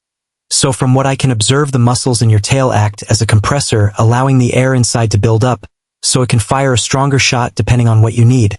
How many times can this be fired? The stalker's monotonous voice responded back. 80 times before I am required to feed to replenish the biomass I use in the creation of the spikes. As she relayed, another spike took its place and her tail was back to how it was. You are an incredible specimen, stalker cast. Do well and I shall grant you a name. Jewel and the nearby orchid frowned at that, but the stalker didn't seem to notice. If that is what you desire, mate Apollo, I shall aid you either way. My psionic foresight has seen it. Deciding to finally stop gushing over the stalker, I moved over to the final entity of the 22. I had not paid any attention to it initially, as I thought it was just another variant, but when I looked closer I had to turn to Jewel in a way that said, "Are you serious? I have seen in your sleep you have hallucinations of your prey species wearing a variant of these. The prey species elite we are going to attack soon also wears something similar, so I thought you may like it." Jewel answered my look. And I indeed did like it. Before me stood a 7-foot-tall suit of what the hive considered power armor. It was tan in color with purple accents. The reason I had not noticed it earlier was because its legs and shoulders had an armor plate pattern similar to what Orchid wears. Although looking like it's made of metal like I would have assumed most power armors are, this one was made out of a blend of both metal and biomass the hive has devoured. Walking up and touching the armor, I ran my hand across one of the 3 purple spheres on the front of the armor. I felt a familiar tingling sensation when I did so. The armor runs on ambient psionic energy. That's powerful, I mused. These orbs look like the ones that float around Jewel like ancillaries, so they must be both material and psionic energy combined. Looking back towards Jewel, who was now right behind me, I gave her a hug and said, "I love it, how do I get in?" Jewel smiled as she hugged me back. The suit is technically a bioform of the hive deer, just with no conscious relay your desire to open it towards the spheres, and it shall do so. As I did what Jewel asked of me, the suit opened from the front. There was no whirring or clanking as I would have expected, only the sound of pressurized air releasing from it. Now that I could see the inside of it, it looked vastly different from power armors I have seen before. There were no gear springs or anything of the like. It more looked like an opened-up body with metallic muscles and connective tissues. Maybe another human would have found stepping into the skeleton chassis uncomfortable, but I have been living with space bugs for 16 years. What others find weird I see as normal. After standing inside of it, the torso and legs closed up and the helmet covered my head. The visor lit up in a psionic purple. There was no fancy targeting system or anything like that. The hive has no use for them, so it never occurred to them to place one. But what it did do was scan the area for things it knew and brought them up in the corner, similar to my biopad. I called Zircon over through our link. She was currently being sheathed on the back of a silk drone nearby that was following us around with my food and other stuffs like a pack dog. Heeding my summon, Zircon lifted into the air with the drone still attached, its legs milling around in the air. Panicked. Once Zircon reached me, I detached the poor silk drone and gave it a little stroke before letting it be free again. With the suit on, I could only wield her with one hand. The suit felt light despite its size and thickness and could easily recreate my training routine. Happy with the suit, I was about to get out, but Jewel interrupted me by saying, "Relay to the suit. Stand by." Trusting Jewel's advice, I relayed to the suit, "Stand by." This caused the suit to piece by piece move and shrink until nothing was left except a metallic segmented arm above my own left arm up to my shoulder. I turned my arm around and rubbed the metallic palm with my other hand, and I could feel it. "Why does this feel like my own hand?" I inquired towards Jewel, who as usual had all the answers for me before I knew what I was going to ask. The power suit has stored itself inside of its own genetic code in order to shrink itself, but it cannot store its whole self, so it's borrowing the space inside of your arm's genetic code. Therefore you can feel what it feels. And no need to fret, you can still take it off easily. It will just grow thicker as you do so. I started moving the metal cast of my arm off, and sure enough, with every inch it grew, it became heavier. Unconsciously activated my gyrokinesis onto the now very thick arm to be able to hold it. Even with the gravity lowered on it, it still weighed 60 kilograms. Deciding I didn't want to wear it until we arrive at our destination, I waved over Orchid. "Would you be my sweetheart and take this to wherever we will be staying?" I handed over the arm to Orchid and planted a kiss on her forehead. She sauntered away happily at the kiss, not even fazed by the now 300 kilograms heavy arm thanks to the high gravity of the planet. Walking back over to Jewel, we chit-chat about my gifts as I finished my preparation before the both of us entered the ship. Next stop, Kerman Space. It has been 3 weeks since we started traveling to Kerman Space. After leaving home world's orbit on a void swimmer, we were brought up to a continent dwarfing hive ship with a retinue of other ships in tow. I was currently looking out of a piece of translucent tissue on the side of the ship, similar in fashion to the one on the void swimmer that brought me home initially. I was looking out at the cacophony of colors the psionic energy was emitting from the distortion of space. While I was engrossed in my favorite pastime, Orchid snuck up behind me and proceeded to wrap me up in her arms. Looking out the window with me, she said, "Orchid, remember back when you were a little mate spawn how you would spend our journey back from your old world staring out into these distortions of energy? They made you feel at peace at the trepidation of your predicament. Orchid is glad they still bring you comfort." Turning my head, I planted a small kiss on Orchid's cheek before joking, "Well, of course I felt trepidation, stink bug. I was abducted by an alien race. I didn't know what was going to happen to me." A little banter back and forth went on for a while before I got to the crux of the matter. "So what's up, dear? Other than training, I've been left pretty much on my own since we entered the ship. Orchid has been informed that the planet we are attacking still has an active fleet. Therefore, when we exit the branch, we want you wearing your new battle armor just in case." I frowned a little at this information. "I thought you said this branch took us behind the main offensive. Shouldn't there be less resistance forces?" Orchid cocked her head a little before realizing something. Orchid thinks there was a little lapse in the information you were given, although yes, we are currently attacking behind the main offensive. We have always attacked from all directions thanks to how large the psionic branches branch in this direction. In essence, as far as the prey know, they are surrounded on all fronts with no idea how we get to them. Therefore, they always defend planets even this far away from our main assault. Orchid's explanation made sense. I got up from where I was standing and gave the lights one final look before heading over to where my armor was stored. Took 15 minutes to arrive and the place was swarming with bioforms. It seems we are going to leave the branch at any second. Parting through the forms with ease, as they were all hyper-aware of me, I arrived at my power armor, took off Zircon who was sheathed on my back and entered. Once closed up, I looked at Orchid who was giving me a weird eye. "What's with the look, dear?" Orchid, being caught, did a classic Orchid pause before saying, "It's just Orchid is jealous that you are inside of another bioform. She wishes you could enter that deep inside of her." "Hey, phrasing," I scolded, pointing at her with Zircon. "You have a consciousness and an anatomy. If I was inside of you the same way I was in this, it would basically be vor, and I am not into that." I chastised, "Don't ruin this suit for me by saying anything close to that again." Orchid looked down in sorrow at the scolding. She had been getting better at holding her desires back, but sometimes they slip out. Knowing this, I paced over to her before rubbing her head gently. "Don't look so downtrodden, my sweet. You have been scolded and now things return to normal. Come, take me to Jewel. I'm sure she has some instructions for me," I said, taking her hand, the vigor returning to her face as I did so. After another 10 minutes we arrived at what essentially was the brain of the ship.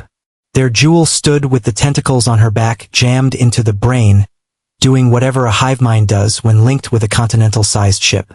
Noticing my arrival, Jewel angled her face plate to me and smiled. "My love, I am pleased you are here. We are about to leave the branch very shortly. I have barely seen you since we entered the ship, as it has been millennia since I have personally overseen an invasion in full awareness and have gotten carried away." I smiled in understanding at the statement. She has not left her world in so long, and with her other body in robot mode managing casual commands, she can fully focus and enjoy her invasion here. A few minutes of catching up later, the room jolted minutely. Just enough to notice but not enough to cause imbalance. Jewel sent a live feed into my visor. The perspective was from one of the auxiliary swarm ships outside the Hive ship. We had left the branch and arrived 20 minutes away from the target planet. The planet itself was large, around the size of my old life Saturn if I recall correctly. It has been a while after all. From the perspective I had been given, the planet looked verdant, teeming with green, almost entirely green. "What a surprise! Another jungle planet," I said sarcastically. The Kermans were almost godly in their ability to terraform planets, with their home world being a giant swamp jungle. They turn almost every planet they colonize into similar worlds. They build cities above the water levels and away from the jungles themselves, but for some reason they require the whole planet to be junglified to live there comfortably. "I can see why you seem to love invading these planets," I said to the room. "Not only do you just get biomatter from sentient beings, but also from all that flora and fauna that comes with the abundance of jungle down there." Jewel frowned at the statement I gave and corrected it. "While we do find it more than convenient to feed off these planets, we do not love it. We only love you." Looking over to Jewel, I sighed before commenting, "I know that's silly. It is just something we humans say. It's not the love like we have. It's more along the lines of enjoyment for something." Jewel was about to comment further, but Orchid interjected. "The Queen understood what you meant, Apollo love. But the love we feel for you is so strong the word has lost any other meaning you may garner from it. You may say you love a food or a joke or a moment, but we can only feel what you call love exclusively for you, only for you and excessively for you." By the end of Orchid's speech, the room was feeling dangerous with the emotions I was feeling through the psionic links. When they talk about their love, it gets amplified if more Hive bioforms are nearby. Usually it's just Orchid and Jewel, with the guards blocking off most of the emotional feedback from getting to the rest of the Hive, making their emotions manageable. But with that buffer not there, I could feel the mania of their affection for me passing the Rubicon, and I was slightly afraid. Luckily for me, we had just entered an active war zone and the Kermans had started their defensive bombardments from their ships. This caused the levels of crazy to drop as Jewel focused on their attack. Orchid was still glaring with desire at me. Although I was wearing my power armor, I felt totally naked. Fortunately though, Orchid is easy to calm. Walking over, I gave her another stroke and said, "When we get back, okay? Now take me to the ship that will take me plainside when the time comes." Orchid came to again and stammered, "Oh, of course, Apollo mate. Orchid will take you there now." Unaware of the trail of liquid Orchid was leaving behind, we walked side by side towards the ship. Now I thought I would be going to the planet on a ship like a void swimmer, but I was going to be going down in an invasion nest. An invasion nest was just a fancy drop pod which drones will bring biomass to in order to create more bioforms during invasion.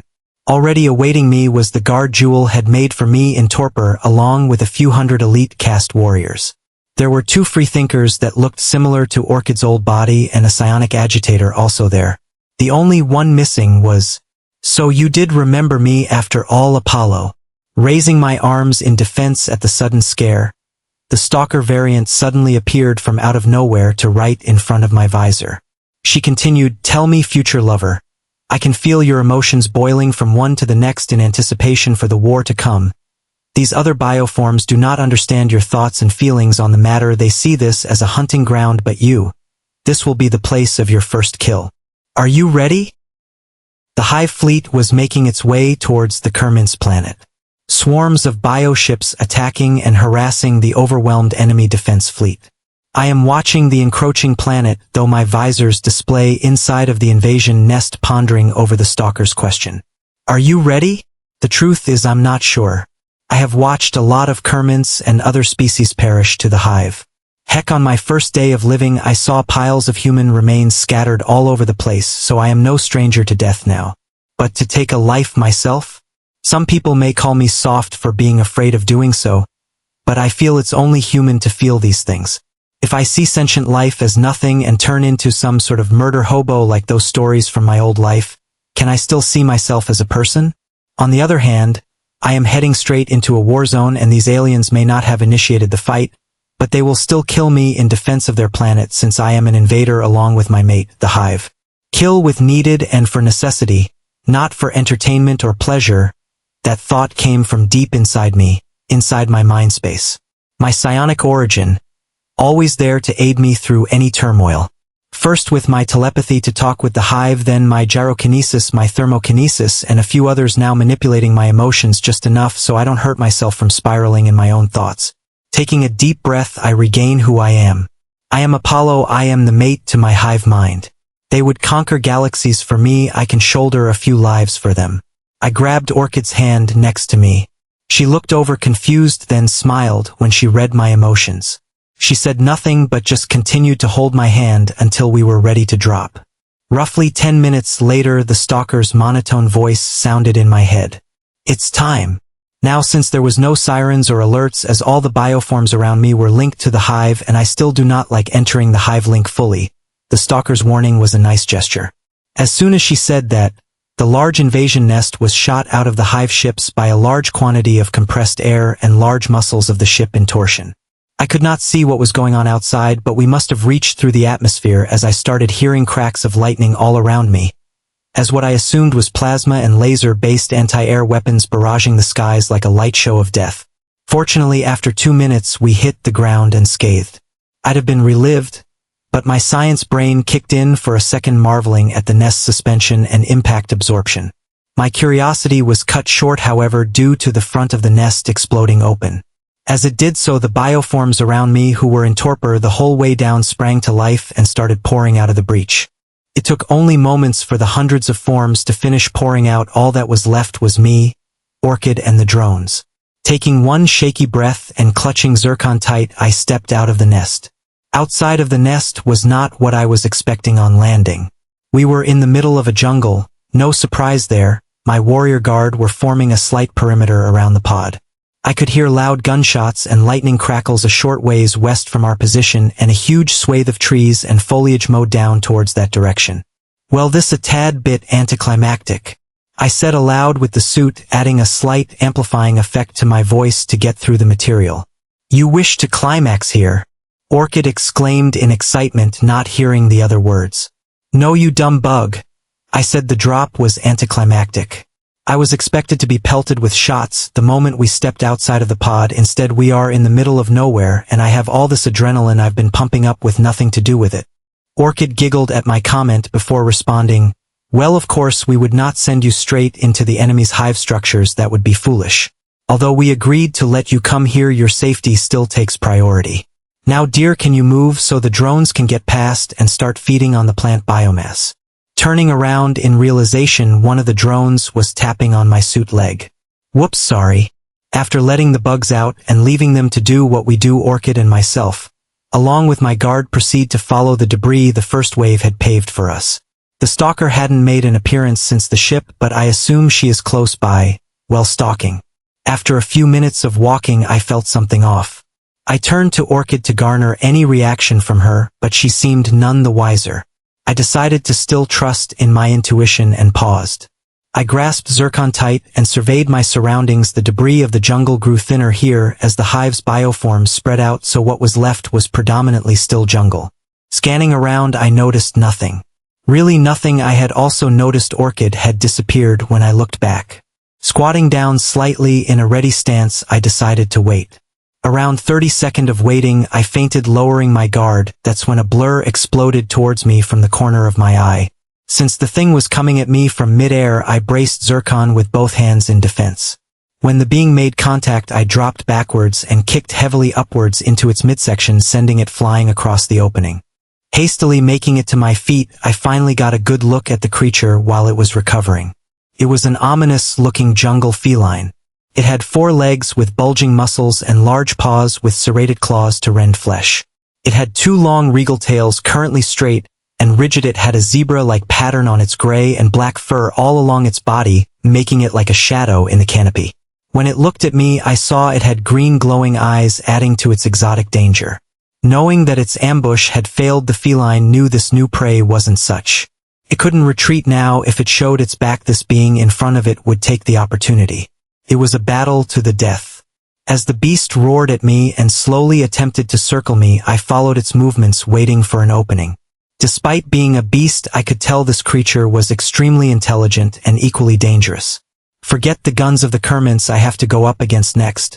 During its pounce, even though I defended and countered, its hind claws rent a large amount of material off my suit's shoulders. The stare down lasted another 30 seconds before the alien feline noticed something off. It was feeling heavier and slower as the time went on.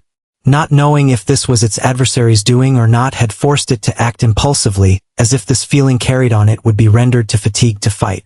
I was sweating underneath my suit. Using gyrokinesis passively on myself was one thing, but applying it onto another being 20 meters away was very taxing.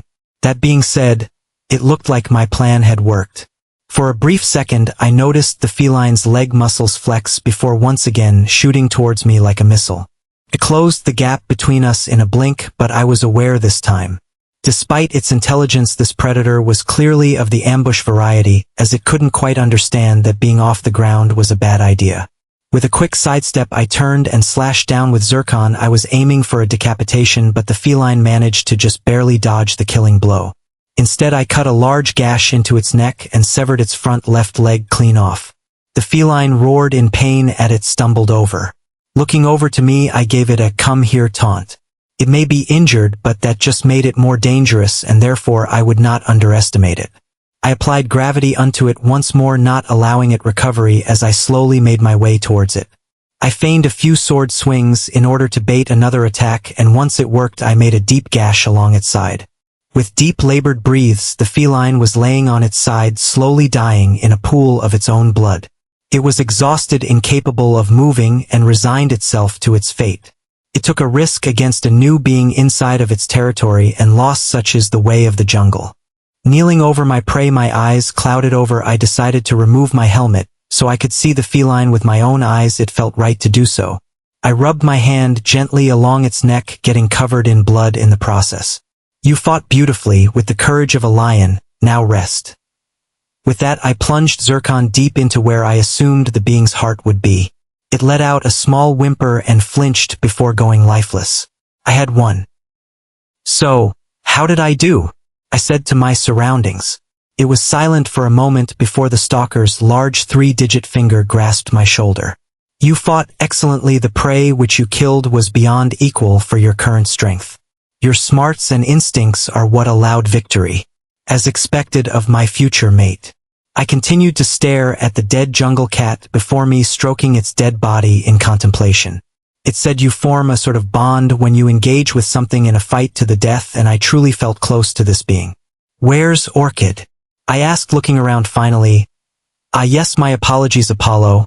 I still have her signature blocked off to you here. When she said that, Orchid suddenly appeared on the opposite side of the beast, looking at me with eyes full of pride and a hint of sadness from her reading my emotions. Although she was confused as to why I was feeling sad over this prey, she didn't comment, only be here for me. A few minutes later I got up and declared with steel. I want her biomass preserved. This creature is mine, and as a hunter I need to honor her the best way I can when we return home. The stalker walked by me and crouched down next to the beast. I shall devour it myself if it pleases you. That way it will no be mixed with others. As I nodded to her, she turned to the beast and unhinged her mouth 3 ways, and her large mandibles were now on display. Turning back to Orchid while the feast was going on behind me, I had to ask, so whose idea was the ambush? It felt very well planned. The ambush was a whole decision. The Queen noticed that in our sector a few of the vanguard warriors were killed by something nearby. As such, when the stalker variant found it and assessed its strength and relayed it to us, we decided it would be a good way to lessen your nerves for the rest of the upcoming fight. She hid our presence from it so it would feel confident in attacking you. We are sorry if we upset you, however, that was never our intention.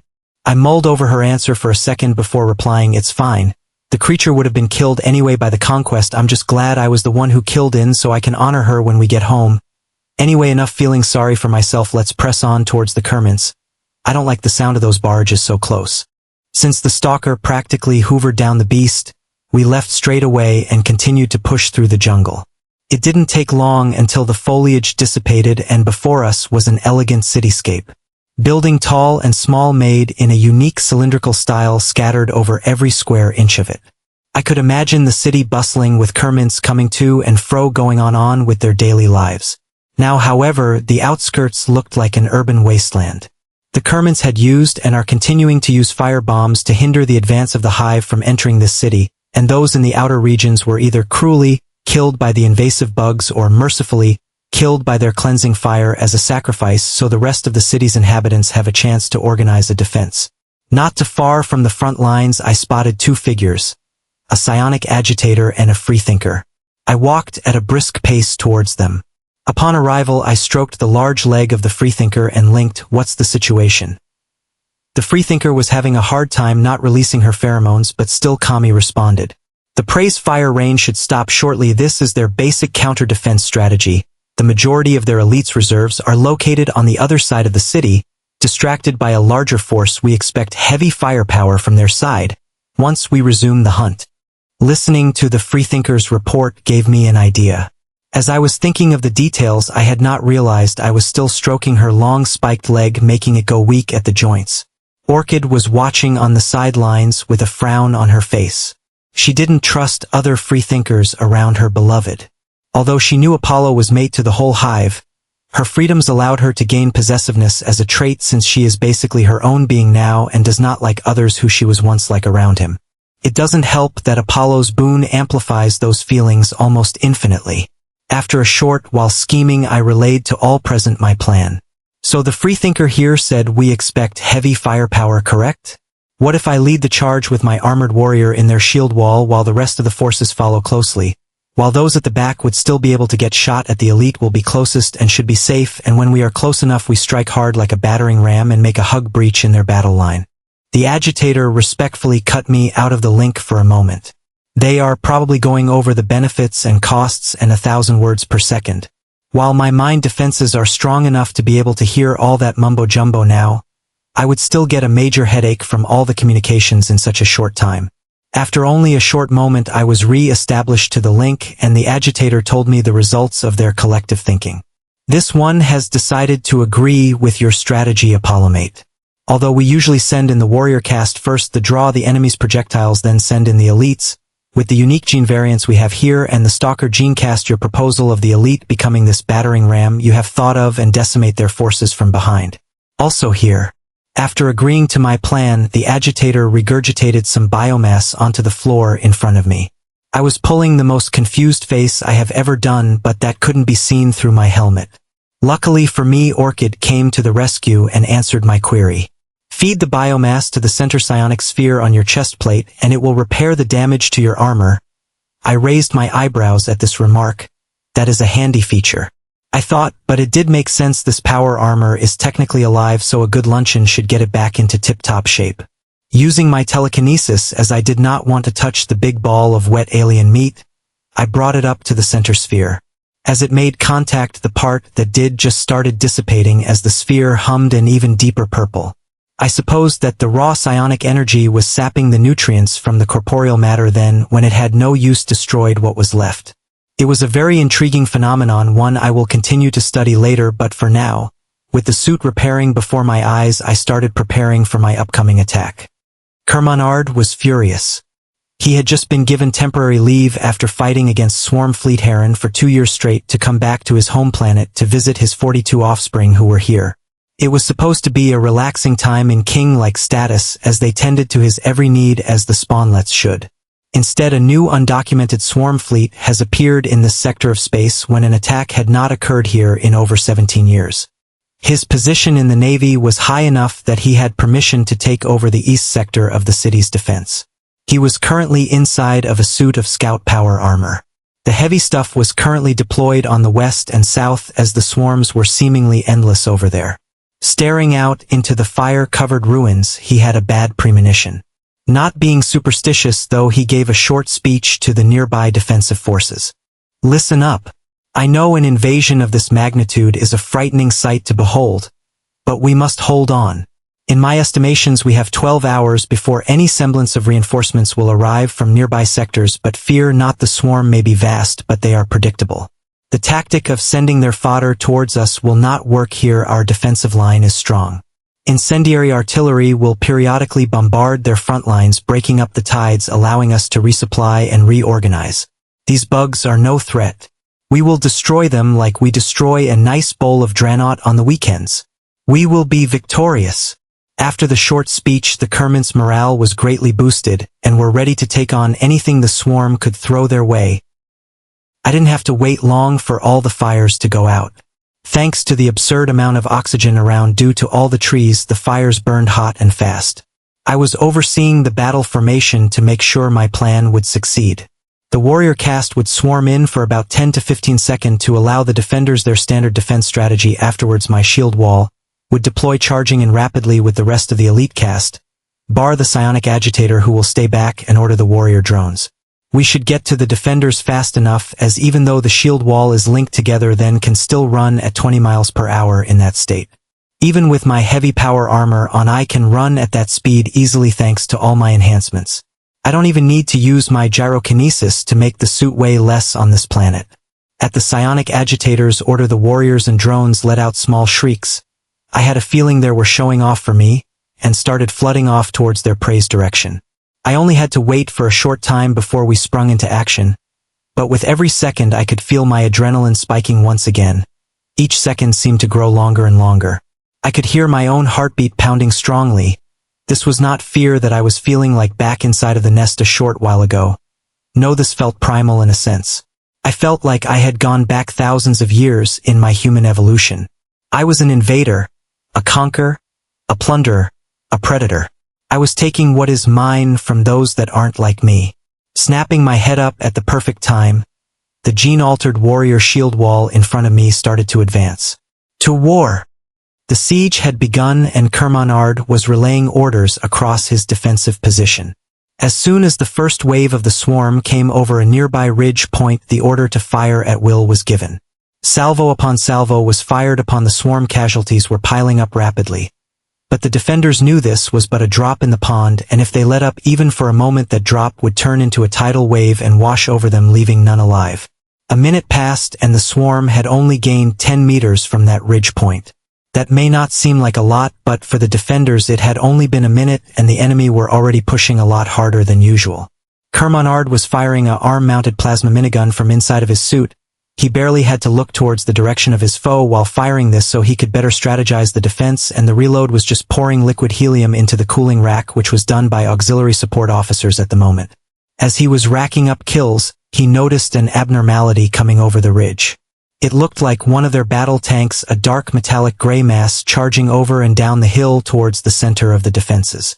Noticing that most of the ballistic weapons that were fired towards it were just pinging off in ricochet, Kermanard was confused, and being confused in the middle of a battlefield was a terrible action. The gray mass was charging closer at ludicrous speeds.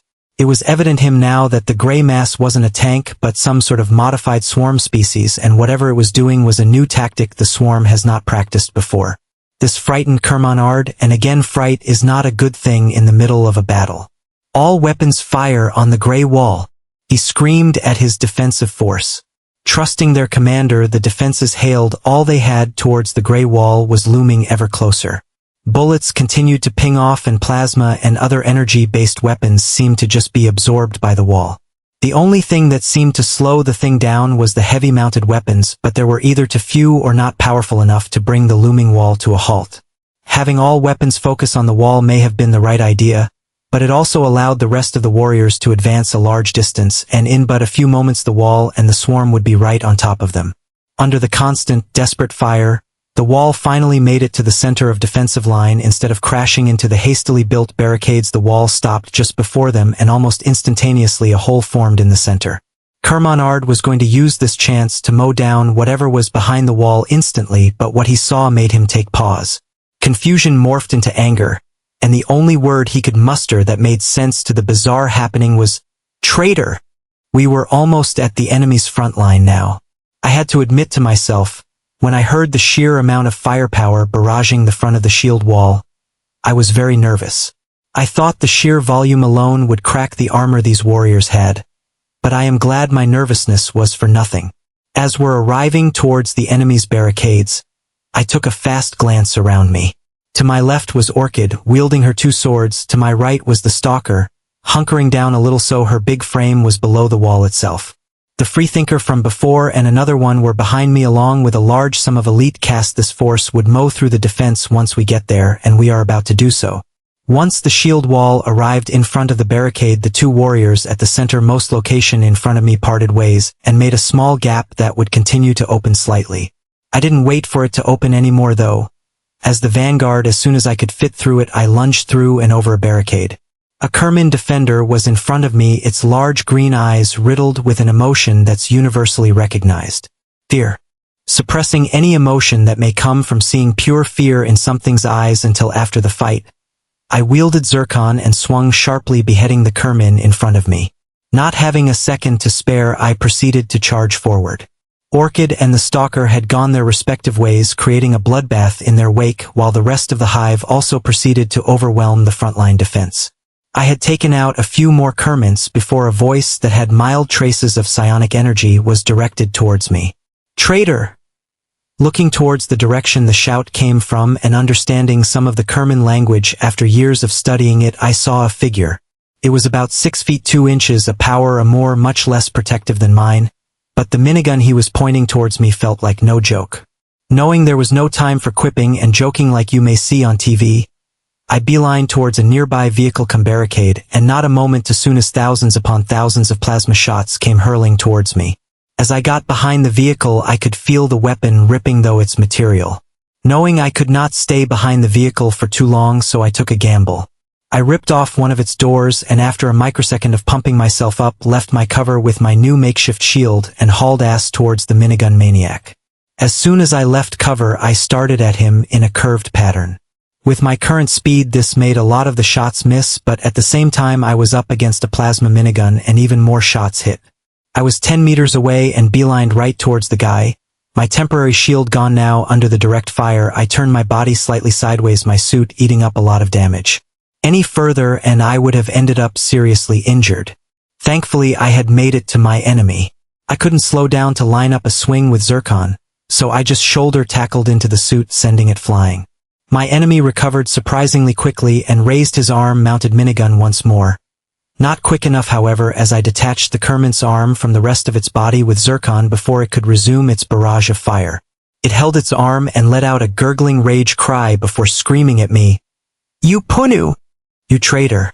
How could you side with our greatest enemy? How Kodash!" Before it could resume its barrage of misinformed insults, I ran Zircon through the Kerman's visor, ending his life. After killing the Kerman, I took a survey of my surrounding. My plan had succeeded. The hive was swarming up through the breach and around, flanking the rest of the defenders. Most of the elites had ran off towards the enemy's artillery emplacements. Deciding the area was temporarily safe, I commanded my suit into standby mode, and it proceeded to collapse onto itself until it only encased my arm. Once I was free from my suit, I dropped to my knees and hurled. With the adrenaline finally wearing off, the face of that Kerman riddled with fear was conditioned into my mind. I was actually glad I was feeling this way. My body reacting to death in such a way means I'm not a psychopath. Although I would wager I would begin to feel numb towards it as long as death was like this, during war and not straight-up murder. Standing back up, I walked over to the psionically gifted Kerman, who still had Zircon embedded in his power armor's visor. As I was about to pull Zircon out of the poor bastard's face when I noticed her fuller had changed color. Her usual psionic blue had tinges of blood red flowing throughout. I was not an imbecile. Maybe I could guesstimate that Zircon was feeding off the body somehow. For what purpose I would investigate later, but I could tell in my mind space the sword was still very content even after I removed her from her face sheath. After removing the helmet, I took stock of the Kerman before me. Apart from the now large hole where his left eye used to be, I could tell this Kerman was a male. The females were slimmer in face and had breasts. I hope I haven't damaged the brain too badly. It would be good research material, as this is the first being capable of using psionics I have encountered other than the hive. Even if it was very weak, even compared to baby me. After musing to myself, I stood up and shouted, "Orchid!" before resuming my desecration of the dead Kerman. I shouted as, with the sheer volume of warriors and other hive bioforms around, I couldn't be bothered trying to find her link through the noise. Plus, she was hyper-aware of anything regarding me and would hear that shout from miles away. While waiting for Orchid to gallivant over to me, I finally got to the weapon that caused so much damage to the suit. Picking up the severed arm, I noticed most of the weight was from the gun itself. This power armor seemed to just me a light metal alloy not suited for head-on engagements like mine. Taking the gun off of its arm mount, I tried to understand how it functioned. Not being a gun nut, I could only make out what looked like some sort of magnet coils which charged up the energy, allowing it to fire the hot plasma that it produces. The weapon itself must be specially made to withstand heat. And what's this? Holy mackerel, that's cold. Partially answering my own question, inside the specialized drum where the plasma material is stored was a cold liquid. Due to it now being exposed, the liquid was boiling and becoming a gas. I decided to close the drum and look around. Nearby were cases of that said liquid helium, so I put two and two together. Deciding to stop standing around and gawking at the gun, I decided to give it a whirl. I re-equipped my power armor and commanded it to make an adjustment so I could mount it on my left arm. The suit's non-sentient mind couldn't quite follow through with that, but the severed arm out of the corner of my eye gave me an idea. Picking it up once more, I placed it in front of the psionic orbs at my chest. Just like the biomass from earlier, it had no problems in devouring the arm. Even the metal alloy seemed like no issue. Using the flesh of the Kerman to repair the damage it sustained and the alloy to create the mount took only moments. Now that it was done, I placed the minigun on the mount and aimed. A wall not too far away seemed like an excellent opponent. A small amount of charge-up was required before the gun started spitting out thousands of rounds. There was barely any recoil, if any at all, and where I pointed my arm, destruction would follow. I stopped my obliteration of the poor wall after a few seconds to see the results of the gun's handiwork. As the dust settled from the fallen debris, the area where I shot the wall just did not exist anymore. Debris from the surrounding was plenty, but where I aimed was gone. Suddenly, out of nowhere, a head popped up. It was a warrior caste. It turned its head towards me and cocked it in confusion like a dog. "Oh, I'm sorry, sweetie, did I nearly get you?" "Sorry, I got excited, come here," I said while stepping fully out of my armor. I should have been more careful. I am surrounded by my mate after all. The warrior needed no further invitation and scuttled its way over to me. As an apology, I got down on the ground and gave it some strokes until Orchid arrived. 10 minutes of petting later and the warrior was in a state of euphoria sadly for it, though its time in heaven was coming to an end. Coming into my view from around the corner was the one I've been waiting for arrived in a feral state. Every inch of her body looked like it had been waded through gore, even her hair, once a beautiful purple, was dyed with so much blood it took on a magenta hue, and her swords were still dripping wet and chunks of flesh were still trapped between the serrations. After spotting me, she let out a toothy smile, showing that her teeth were also dyed with blood before cutely skipping her way towards me. At this moment I joked to the warrior, "You might want to take you leave now, Cupcake. You all know what she is like." We both got up after that and the warrior went on its way. As I turned back to Orchid, she was now standing right in front of my face with longing eyes. Knowing what she wanted, I grabbed her by the chin and gave her a heavy kiss. Our tongues clashed for a moment before parting ways. After the kiss, I had to spit out all the blood that was transferred to my mouth. Gross, I thought, but my philosophy is if you can't handle a little grossness while being intimate with your partner, then I would feel bad for your partner. Wrapping my hand around her waist, I asked, "So how was your hunt? I could tell from our kiss you ate your fill." Dropping her sword, which fell straight into concrete-esque material, she placed both of her hands onto my chest along with her head, and in comfort she said, "Oh Apollo mate, you had no idea how much I needed this. Do not be mistaken, Orchid could spend her entire life wrapped around you, never moving ever again, but my instincts from before Orchid transferred into this body seemed to scream at her the moment we entered this planet's atmosphere to fight and hunt. It was like one of those itches you can't scratch, like you say, and now that Orchid has done so, she feels amazing." Bringing my right hand up from her waist, began to stroke her sticky wet hair while embracing her closer. "I am glad you are feeling better. I don't want to always be the one feeling beneficial from our relationship, dear. If I am able to do anything in my power to make you, Jewel, and the Hive at large happier, I shall do so, and if a few hunts is what turns you all docile like this, I am more than happy to do so again." As I said this, the image of fear from the dead Kermin flashed across my mind. The sheer gut-wrenching feeling I get when seeing the emotion I brought out in another being is indescribably horrid, but the warm feeling in my arms brought me back out. My love for this creature commonly known as Orchid, my love for Jewel, and my love for the Hive and everything they have done for me. It helps me healthily suppress that feeling. Snapping back to reality, it felt like Orchid was vibrating with emotion. Reading her thoughts through the link, it would seem I said all that accidentally. Taking a step back from her, her eyes were almost bulging out of her sockets, staring at me with pure lust and mania. Deciding to ignore her terrifying spiral of emotion, which has proven to be the best cause of action in the past, I turned back towards the dead Kermin. "Orchid honey, come here. I need you to find something that can store this guy's brain while it's relatively fresh. The guy had some psionic power and I want to investigate. Can you do so?" Not quite calming down, but understanding what I was doing after so many years, Orchid came up behind me and wrapped herself around me. At some point while walking over, she must have melded her combat form back into herself, as I had two mounds caressing my head while she spoke. "Orchid understands your train of thought, dear Apollo. She will relay your instruction and it will be done." She paused a moment. "Now what does my love plan on doing now?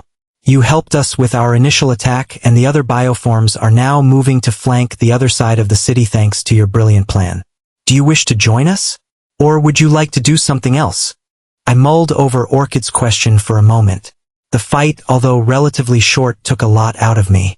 Physically not so much, as even after the jungle feline and the assault on the Kermits I still felt in top form, but my mind really needed a refresh as it felt beaten down with all my emotions going all directions. Being a psionic user did not help that factor either, as those who are gifted with it tend to feel emotions stronger. Or so is my experience with the Hive. Freeing my head from her bosom, I got up and turned around. "I think I want to explore some of the planet's sites before they get destroyed by the invasion. Would you like to come with me?" I asked rhetorically, as I knew Orchid wouldn't let me out of her sight now. She didn't respond, just happily nodded. We started walking arm in arm to the edge of the city, as Orchid was still feeling clingy after my accidental relay earlier. Upon reaching the ridge from where we began our assault, we spotted an agitator, different from the one that was here earlier. It must be overseeing the drones, I presumed. Once it spotted us, its tentacles jolted for a moment before making its way over to us. I was expecting a friendly conversation with it, but instead I got a booming voice inside my head. "My love, finally.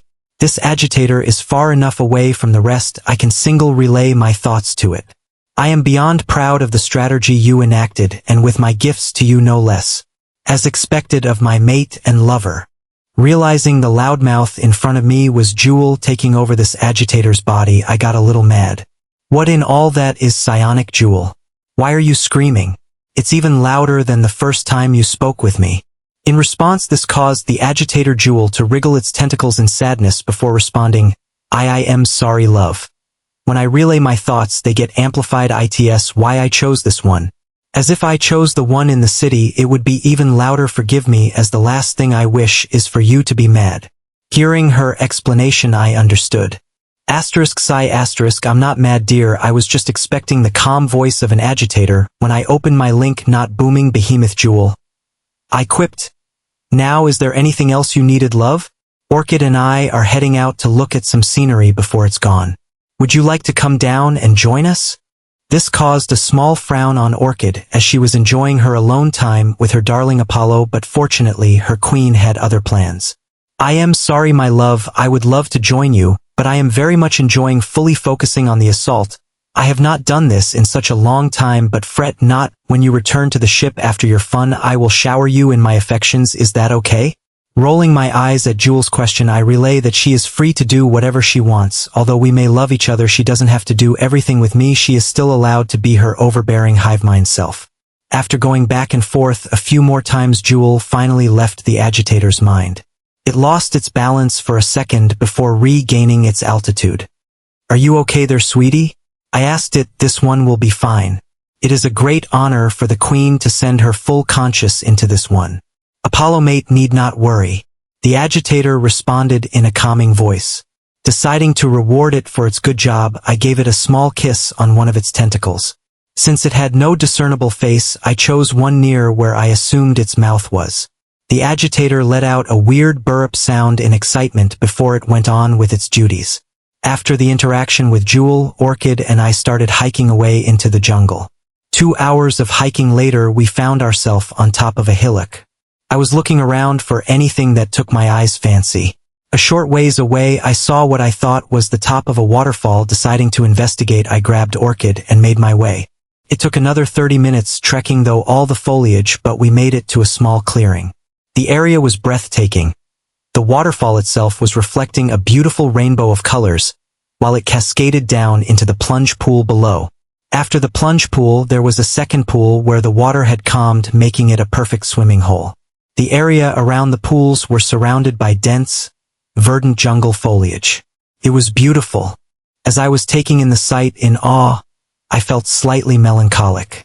This beautiful scenery would soon be gone and no one would ever see it again. Turning my head to Orchid to see how she took in the scenery, I had come to realize she was only staring at me. This beautiful sight, and all she could do was look at me.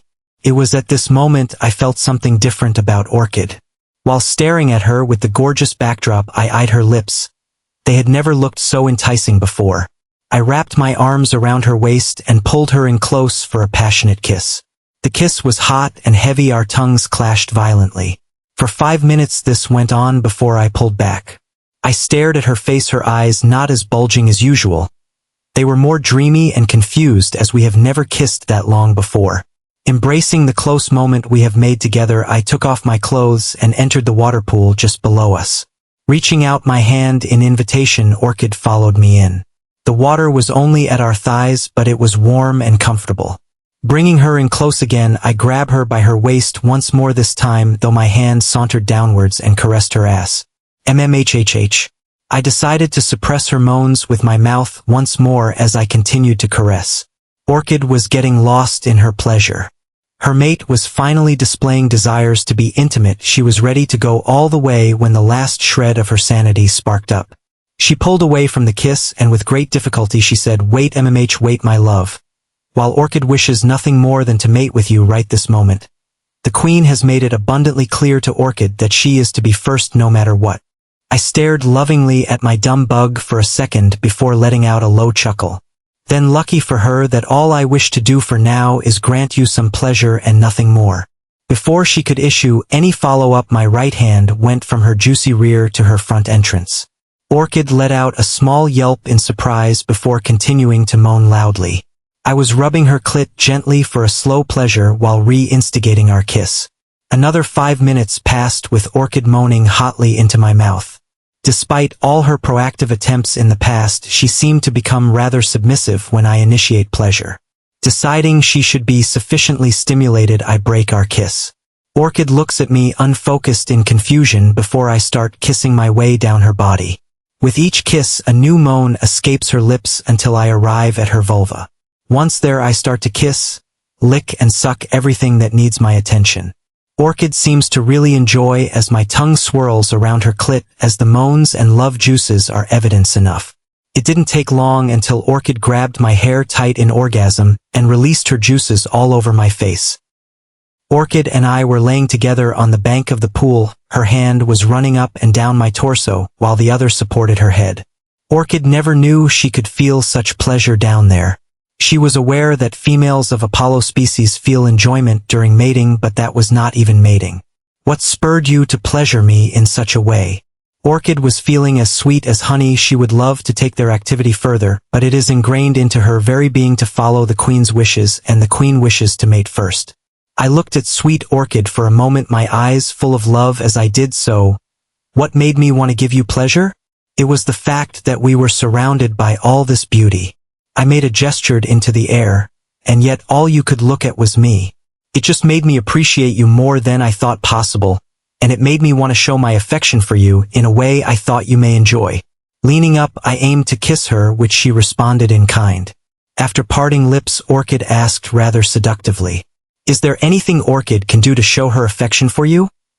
While saying this, her hand was running down my torso before grabbing my member. "Well, of course, if you are so ink dash." I was interrupted by rustling coming from the nearby foliage. Not even wasting a second, Orchid and I got up and reached for our weapons. Orchid melded out her armor while I was left feeling the breeze. Out of the bushes emerged a group of Kermits, around 15 in total. They were haggard and looked half dead. Upon noticing us, their eyes went large in fear. By Orchid's body language, I could tell she was ready to pounce on a fresh meal, but I gave her posterior a quick squeeze and a quick relay saying don't. Upon seeing we weren't going to attack them, one of the Kermits, presumably the leader of the group, stepped forward. "Do you speak our tongue, Outworlders?" I nodded in response, a gesture she seemed to understand. "Good, then you should come with us. The cursed swarm has invaded, and it won't be long before they reach this place. We are heading far into the jungle in hopes that when the reinforcements arrive from one of the neighboring planets, we may yet live." From Orchid's micro-movements, I could tell she wanted to gut all these Kermits right this instance. Relaying my emotions calmed her down before I responded. "I appreciate your asylum offer truly, but you see." I grabbed Orchid by the shoulder intimately. "We are from a warrior species. My wife and I cannot run from a battle we know it's coming. It is heresy in our religion. Now you good folk run. Who knows, we may be able to defend your rear for long enough for you to survive. Good luck to you all." The Kermits looked at us in confusion. While they have many subjugated species in their empire, the locals of this planet have never heard of these aliens and their strange customs. "Very well, if we can't convince you, we hope you survive the coming battle. And one more thing," the female Kermin said while blushing, although monstrously impressive, "it is uncustomary around here to keep your reproductive appendage on display. Would you consider covering up?" Letting out a small chuckle, I responded, "Sure, we were just taking a ceremonial dip here. I have some clothing over there. Now enough dawdling, you good folks, be on your way." With that, the Kermits went on their way, not without a few of the females taking glances before doing so. Once they were out of earshot, Orchid turned to me in confusion. "Why did you let them go, love?" Expecting the question from Orchid, I responded, "They were civilians, Orchid. That may mean nothing to you and the Hive, which I'm fine with. I've always said I would never try to change your way of doing. But to me they were no threat, they were innocent. I may be okay in taking a soldier's life as it is their duty, but the civilians just now, all they wanted was to survive. I could not in good conscience take that from them." Orchid looked at me like I was speaking gibberish. To her, prey is prey. It matters not if they wish to fight or not, they would still get devoured. But understanding that her mate is a complicated alien, even after all these years she was fine if he was picky about his hunts, she would love him all the same, and that is all that mattered to her. With the romantic ambience of our little pool ruined, I decided just to take a casual swim. I was glad I still knew how, despite the lack of doing so for years. Orchid spent this time doing her favorite hobby, watching me.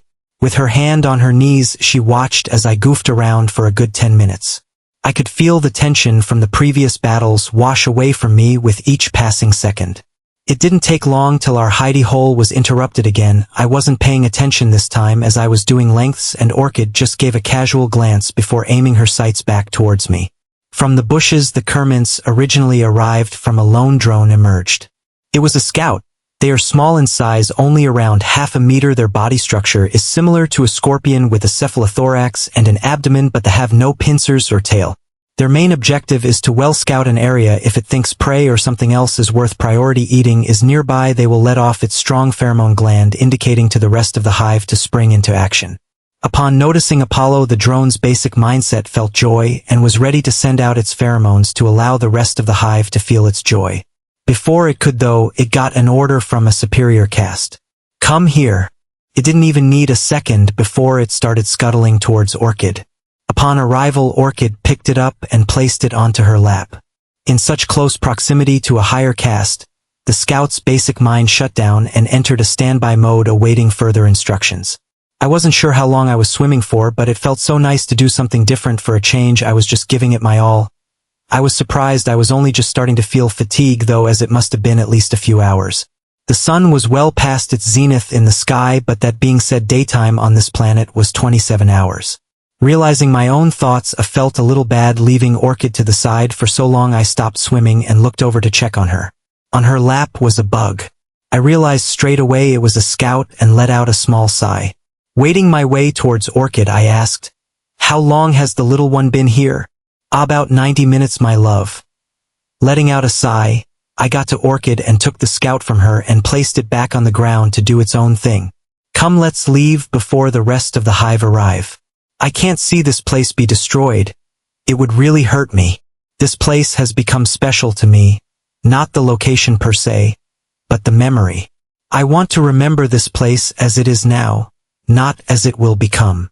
Orchid didn't quite understand my sentiment, but she could understand that the memory of this place was special to Apollo. It was special to her as well. It was the first place her mate had given her such great pleasure. She would never forget that. It was a place she watched her love act silly in the water, bringing a smile to her face. She would never forget that, and it was a place where she learnt more about her darling's views on attacking prey species. If she was to remain by his side in his future explorations and not be a bother for her darling, she would have to remember that. After drying off, I put my clothes back on and re-equipped the arm of the power armor. Orchid relayed to the scout to resume its duties. Once it had received the order, it let out a huge cloud of orange pheromones that, if I am remembering correctly, smells like pears. It wouldn't take long for more bioforms to reach this location, so with its job done, the scout picked up the scent of a group of prey and started following that. Despite being relative one-minded, the encounter with Apollomate was seared into its mind. Being able to stare at Apollomate for 90 minutes was the best time of its life, and during its tracking, the ingrained images of Apollo swimming would give it some pep while it hunted and tracked its prey. It took 10 hours for the rest of the planet's defenses to fall. The Kermits fought tooth and nail valiantly to the end. Sadly for them, the hive was just too numerous, and the reinforcements that arrived into the sector, although vast, decided the better option to defeat the swarm was to reinforce the neighboring planets, sacrificing the one that called for aid. Orchid and I were resting up against the nest that dropped us into the planet. The once verdant jungle we dropped into was slowly encroaching ever backwards, with drones and now warriors coming to and fro collecting biomass and incubating it into more bioforms or storing for later consumption. Soon there would be nothing in front of us except the horizon as the planet is slowly eaten away. Pulling me out of my thoughts, Orchid leaned her head onto my shoulders while saying, "It should not be long now, Apollo dear. Since the hive is not invading the neighboring planets, all non-space-faring bioforms have been deployed the devouring of this world. It shall not take longer than 3 hours now that all warrior prey have been defeated." I was both impressed and horrified at the efficiency. Of course they only meant the crust of the planet. The hive brought no mantle eaters during the invasion as it was only for my sake. But the strip clean an entire jungle planet in roughly 16 hours was scary.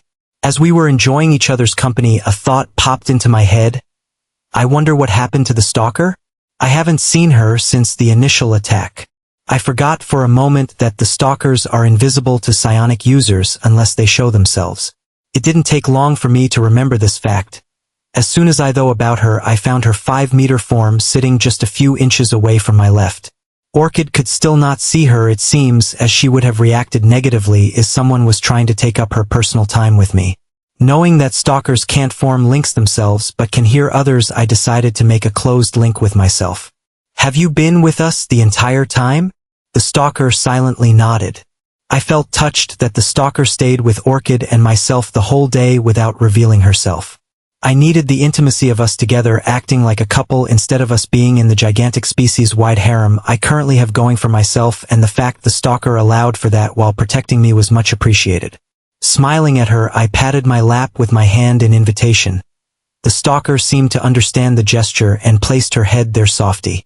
I began stroking the tentacles on her head and continued to stare off into space for the next few hours. What felt like moments in serenity.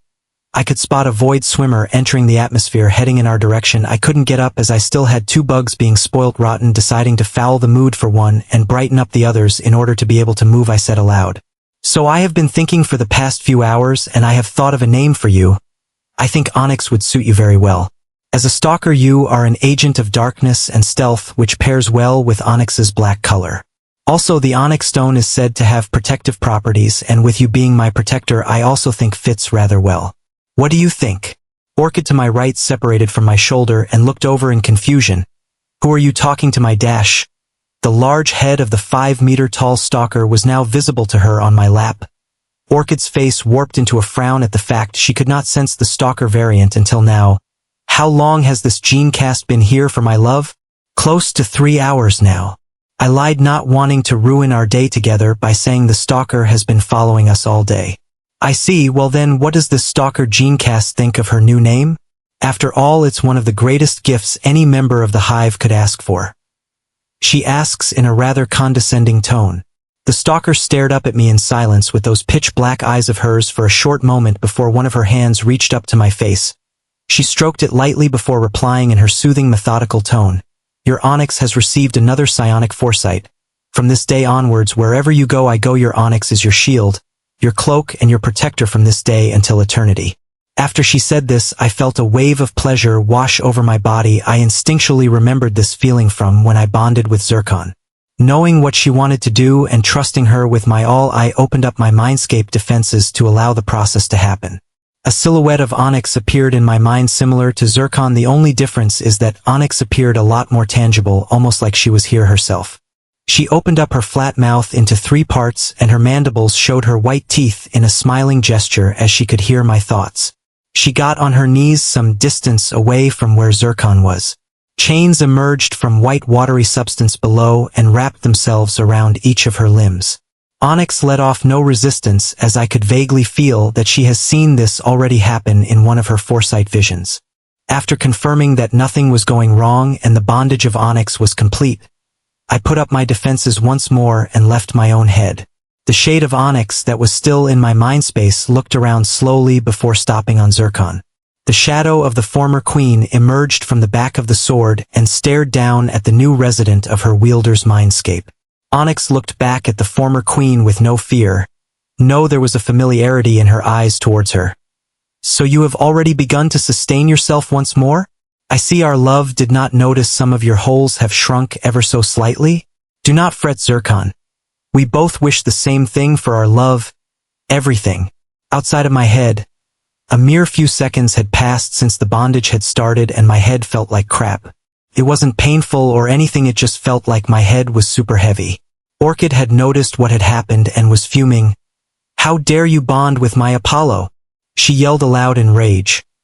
Orchid had been waiting until his mind was strong enough to bond with him herself, and now you have done so without checking if he is ready? The stalker. No, Onyx replied to the hot-headed Orchid with a prepared speech in her monotonous tone. The power of psionic foresight gifted to me by the hive. had told me that although Apollo's mind was just barely at the threshold to sustain myself bonding with him, that I must do so now so I may yet better serve him. You only wish to do so because it would make you closer. It would provide no benefit other than that, therefore why my vision was granted. Do not mistake my bonding with him as an attempt to overthrow your place in his heart. He currently loves you and the queen in equal amounts, and from what I have seen that will never change. Ignoring the part about the queen. All the creature commonly known as Orchid heard through her rage was blah blah blah. He loves you the most blah blah blah. After hearing that, the rage vanished, replaced by a bubbly feeling. Looking over to the one she loves most, Orchid noticed I was on the brink of passing out. Apollo, love? She paced over to me, forgetting that she was angry just moments ago. I wanted to reply that I was fine, but the words came out of Onyx instead. As he has just said, Apollo, through me he will be fine. It's just that since I am currently stronger than our love, it's taking a toll on his mental strain. There will be no side effects, he just needs to sleep, and I shall guide his recovery through his dreams. Picking me up effortlessly in her upper three-fingered arms, Onyx turned to Orchid. As current head freethinker, no, you are way beyond that now. Will you oversee the drones while they bring the biomass back to the ship? I shall take Apollo somewhere he can rest. As Onyx said this, the void swimmer made landfall and opened up its rear. Orchid watched as the stalker walked away with the most beautiful and priceless possession in the universe in her arms. Orchid rage was building up again, and a single impulse thought came to her mind. Orchid is going to eat that bitch.